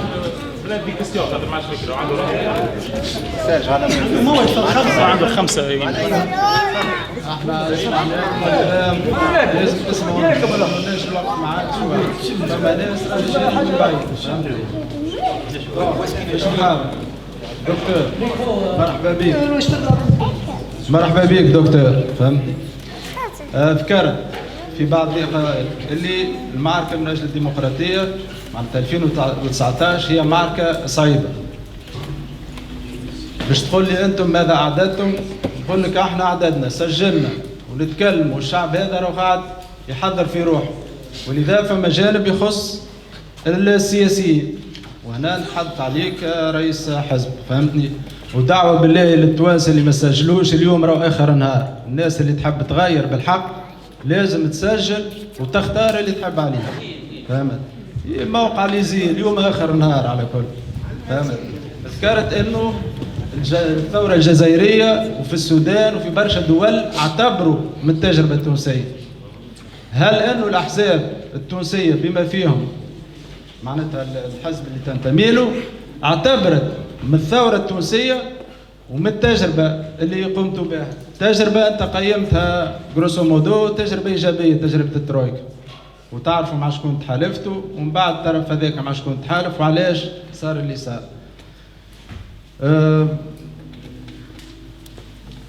دونك نعرف اللي عندك حلم المغرب العربي وبالمناسبه نحيي الاخوه المغاربه اللي موجودين اليوم بحذانا ونقول لهم راه التوانسه والمغاربه والجزائريه رانا اخوان لا يمكن انه السياسه ولا الكوره ولا حتى حاجه تفرقنا. دونك حلم المغرب العربي ثم حزب في تونس معناتها اسمه ظهر لي حاجه فيها المغرب العربي هل عندكم تنسيق معه ولا تعرف اللي البارح ولا البارح فما محاولة معناتها صارت في البرلمان لإعادة تنقيح القانون الانتخابي والضجة اللي صارت عليه، ناس معاه وناس ضد، فهمت؟ فما أطراف تعتمد العمل الخيري وبالأساس نبيل القروي اللي هو ماهوش حزب سياسي. الحزب السياسي ممنوع عليه باش يستعمل العمل الخيري باش يمارس السياسة. وعبير موسى والخطاب الفاشي نتاعها اللي هي ما تؤمنش حتى بالدستور، دستور الثورة اللي نسمعوا اليوم معناتها الناس كيفاش باش نبدلوا القانون. القانون لازم يحمي الناس، فهمت؟ الناس تحمي رواحها لكن القانون لازم يحميها. وفي بلجيكا فما تجربة ونجموا ياكدوها لك جماعة، حاجة اسمها الكوردون سانيتير، انه اليمين المتطرف في بلجيكا لا يمكن ليه الحكم حتى ولا يفوز بالانتخابات. فما هناك ميثاق عبارة عن ميثاق شرف، حتى قانون ما جاش، تفاهمت الأحزاب السياسية وخاصة في الجانب الفلاماني عام 82 ولا ما بين 82 و 92 اللي الناس هذيما يجب إقصائها. تعرف اللي درجة الوعي في تونس ما فماش هاك الحماية الذاتية. إذا كان ما تقوموش أنتم بالدور نتاعكم والقانون المشرع يقوم بالدور نتاعو حماية الناس هذوما، ف دونك مش المسؤولية صحيح علينا احنا ملقاة، لكن الجانب السياسي والأحزاب السياسية لازم تقوم بالدور. وبارك الله فيكم. أنا باش تسامحوني لأني قال لي الأخ احنا جينا من بعيد وكذا ولازمك تسمعنا إلى آخره، يعني سمعتكم للأسف الشديد. يعني احنا ينتظروا فينا في الكنيسة هنا، وتعرفوا الكنائس مش يحبوا نحضر القداس نتاعهم. بالنسبة لي يعني شيء من الناحية الرمزية ضروري، وما تدخلش للأماكن هذه. بربي سامحوني جيت مؤخر، ولهذا باش تسمحوا لي باش نختصر في الرد. من أكره شيء بالنسبة لي هو أني آتي مؤخر في أمور كهذا. خليني نرجع للكلام اللي قالوا تلميذي الدكتور، ولو اني وقت اللي نشوف عمره واذا كان هذا تلميذي ما انا قداش عمري تخذت الامور كبرنا برشا. على كل حال المهم انت يعني انه تقول لي مش صحيح اللي الاقتصاد هو بطبيعه الحال نعرف اللي مش الاقتصاد اللي هو كان الوعز، لكن انا نرد على الناس اللي يقولوا تونس كانت خير اقتصاديا. مش صحيح، تونس ما كانتش خير اقتصاديا. هي ثورة في تونس قامت على ايش؟ لأنه لأول مرة تلقت طلبات النخب وتلقت يعني طلبات ما يمكن أن يسمى بالشعب الفقير والمفقر إلى آخره. الاثنين تلقوا، خاطر الطلبات الأساسية كانت نتاع الحريات والكرامة والكذا، للأسف الشديد كانت طلبات الطبقة الوسطى والطبقة العليا، لأن هي اللي كانت تحس بها. وفي نفس الوقت تلاقات مع مطلب الطلب يعني الطبقة الفقيرة اللي هي السياسة الاقتصادية دقدقتها. وقت اللي تلاقاوها لي دوكورون وقت النظام الدقدق، خاطر عادة النظام يلعب على هذا وكذا، ما يعطيكش الكرامة لكن يعطي شوية يعني ديفلوبمون ايكونوميك. المرأة اللي لا نجم يعطي للنخب يعني الحريات ولا نجم يعطي للشعب، ولهذا الدقدق بتاعها. تقول لي يلزمك تتفاوض مع تصبر، وهو شنو اللي اتخذنا؟ علاش اتخذنا احنا؟ لان مشينا في السياسه. يا اخي انا ما استقبلتش في القصر. هما دائما يقولوا لي انا استقبلت السلفيين، انا استقبلت الناس الكل باستثناء اللي هزوا السلاح، وبتعليمات من المجلس الامن القومي، لان حبينا ندخلوا السلفيين في منظومه الدفاع عن الجمهوريه وباش ما يمشيوش للدم الى اخره. لكن انا استقبلت ايضا كل الجماعه نتاع العهد القديم وحاولنا نقنعوهم، يا ولادي راهو فرصتكم، خلينا نتفاهموا، خلي البلاد تمشي بسلام، خلي كذا كذا. حبوا يفهموا، ما حبوش، تآمروا علينا، ما قبلوش الشيء اللي مشينا فيه، اللي احنا مدينا لهم غصن الزيتون. رانا احنا ما حاجناش الا باسترجاع الاموال، رانا ما نحبوش ناكلوا بالناس، ما نحبوش نحطوا الناس في الحبوسات، يزينا بكذا. راي النساء اللي شدوا الصف باش يمشوا للحبوسات، سواء كانت يعني الخمار ولا بلا خمار، ما لها الا مراه تونسيه، ما لها الا عائلات تونسيه، ما نحبوش كذا. في الاخير شفت ايش عملوا فينا؟ اعتبرونا سذج ومغفلين وداروا علينا وكذا. ما تنجمش تقول لي ما عملناش، عملنا. هل لو حطيناهم الكل في الحبوسات وضربناهم ودقدقناهم كانت الامور تمشي احسن؟ انا كنت نقول لا، كنت بالعكس كنت نجموا الزيت تدخل اكثر واكثر. يعني راهو الخيار ماهوش سهل، خاطر كل خيار عنده ايجابياته وعنده سلبياته، ما تعرفش، عمرك ما تعرف اما وقتاش السلبيات تتغلب على الايجابيات. على كل حال اللي صار ما عندنا ما عادش نجموا نبدلوا التاريخ. تقول لي هل اعترفت الثوره باخطاء؟ طبيعه الحال يا اخي جد عليك تسمع فيها شباب تسمع فيها تقول لي اعترفتوا باخطائكم وكذا. يا ودي هذا النقد الذاتي والايفاليواسيون احنا النهار كله نعملوا فيه، لكن ما ينفع الذات كيفاش يقولوا بعد الربح. الاخطاء صارت، الاخطاء هذيك مش باش تعاود، لكن مش اخطاء اخرى. راهو شوف ما ثم حد يخطئ الا اللي ما يعمل حد شيء. شد دارك اقعد في دارك تو لن تخطئ ابدا. ما دامك اي سياسه تاخذها اي كذا عندك دائما معرض للاخطاء، لانه طبيعه العمل البشري هو انه دائما الايجابيات بتاعه فيها ديما سلبيات. يستحيل ديما ايجابيات عندها سلبيات والسلبيات عندها ايجابيات، وانت لازمك تحسب. اذا نحن تعلمنا بطبيعه الحال ويلزمنا نتعلم. حلم المغرب العربي هذا يتوصي يتم على انواع. انا والدي مدفون في مراكش، فهمني والدي كان 33 سنه منفي من فاه بورقيبه ما حطش ساقه في تونس 33 سنه ومدفون في مراكش، واشترى عائلتي مغربيه، وبالتالي بالنسبه لي الاتحاد المغاربي هي قضيه شخصيه وقضيه عائليه. ويعلم الله انه اول شيء عملته وقت اللي خذيت الرئاسه هو عملت دوره كامله على البلدان المغاربيه الكل. يا ولادي يهديكم، يا ولادي مش معقول، يا ولادي مش معقول الى اخره. للحقيقه ثم كان النظام الجزائري اللي كان توا في الحبس وفي الكذا هم اللي وقفوا حجر عثره ضدنا. وانا املي اليوم هو انه تغيير النظام في الجزائر يعيد العلاقات الدفء ما بين المغرب والجزائر. تتفعك سكندال بتاع الحدود المغلقه توا 43 سنه وقداش، وانه نعاودوا نبنيوا هالاتحاد المغاربي. انا هذا احد احلامي. نجي توا للنقطه اللي هي مطروحه اليوم بحد. البارح كلمت تونس قبل ما ندخل المحاضره باش نعرفوا شنو اللي وقع. نهار 3 باش يعاد التصويت على هذا القانون. طبيعة الحال الناس اللي باش يسالوني شنو رايك انت في القانون، وهنا انا ممزق بين حاجتين. ممزق بين تربيتي الحقوقيه اللي تمنعني من انه نعمل قوانين استثنائيه وقانون نقصي به فلان ونقصي به فلتان، لانه دوله القانون والمؤسسات ماهيش مبنيه على هذا، مبنيه على انه القانون قانون عام وما يتعملش ليله صبر الله وما يتعملش باش تغير قواعد اللعبه الى اخره. وما بين الكلام اللي تقول فيه كله صحيح 100%. بين قوسين اذا كان ثم واحد تاذى من هذا نبيل القروي هو الشايف قدامك. يعني هذيك حكايه استعملوا التلفزه نتاعهم لتضليل الناس وكذا. انا مقتنع 1000% من الكلام اللي تقوله. دونك ثم ان بروبليم دو كونسيونس، لازم تفهمني. انا راني انسان ما نمشيش كان بالمصالح. بالنسبه لي قضيه المبادئ هي قضيه اساسيه ولازم الواحد يفكر فيها. ايش باش نعملوا؟ خاطر توا الاولادنا في البرلمان باش يصوتوا ضد مع القانون ممكن ياسر يمشوا في الابستونسيون، انه احنا ما نجموش نكونوا لا مع هذا نبيل القروي، احنا عارفين شنو هي القصه.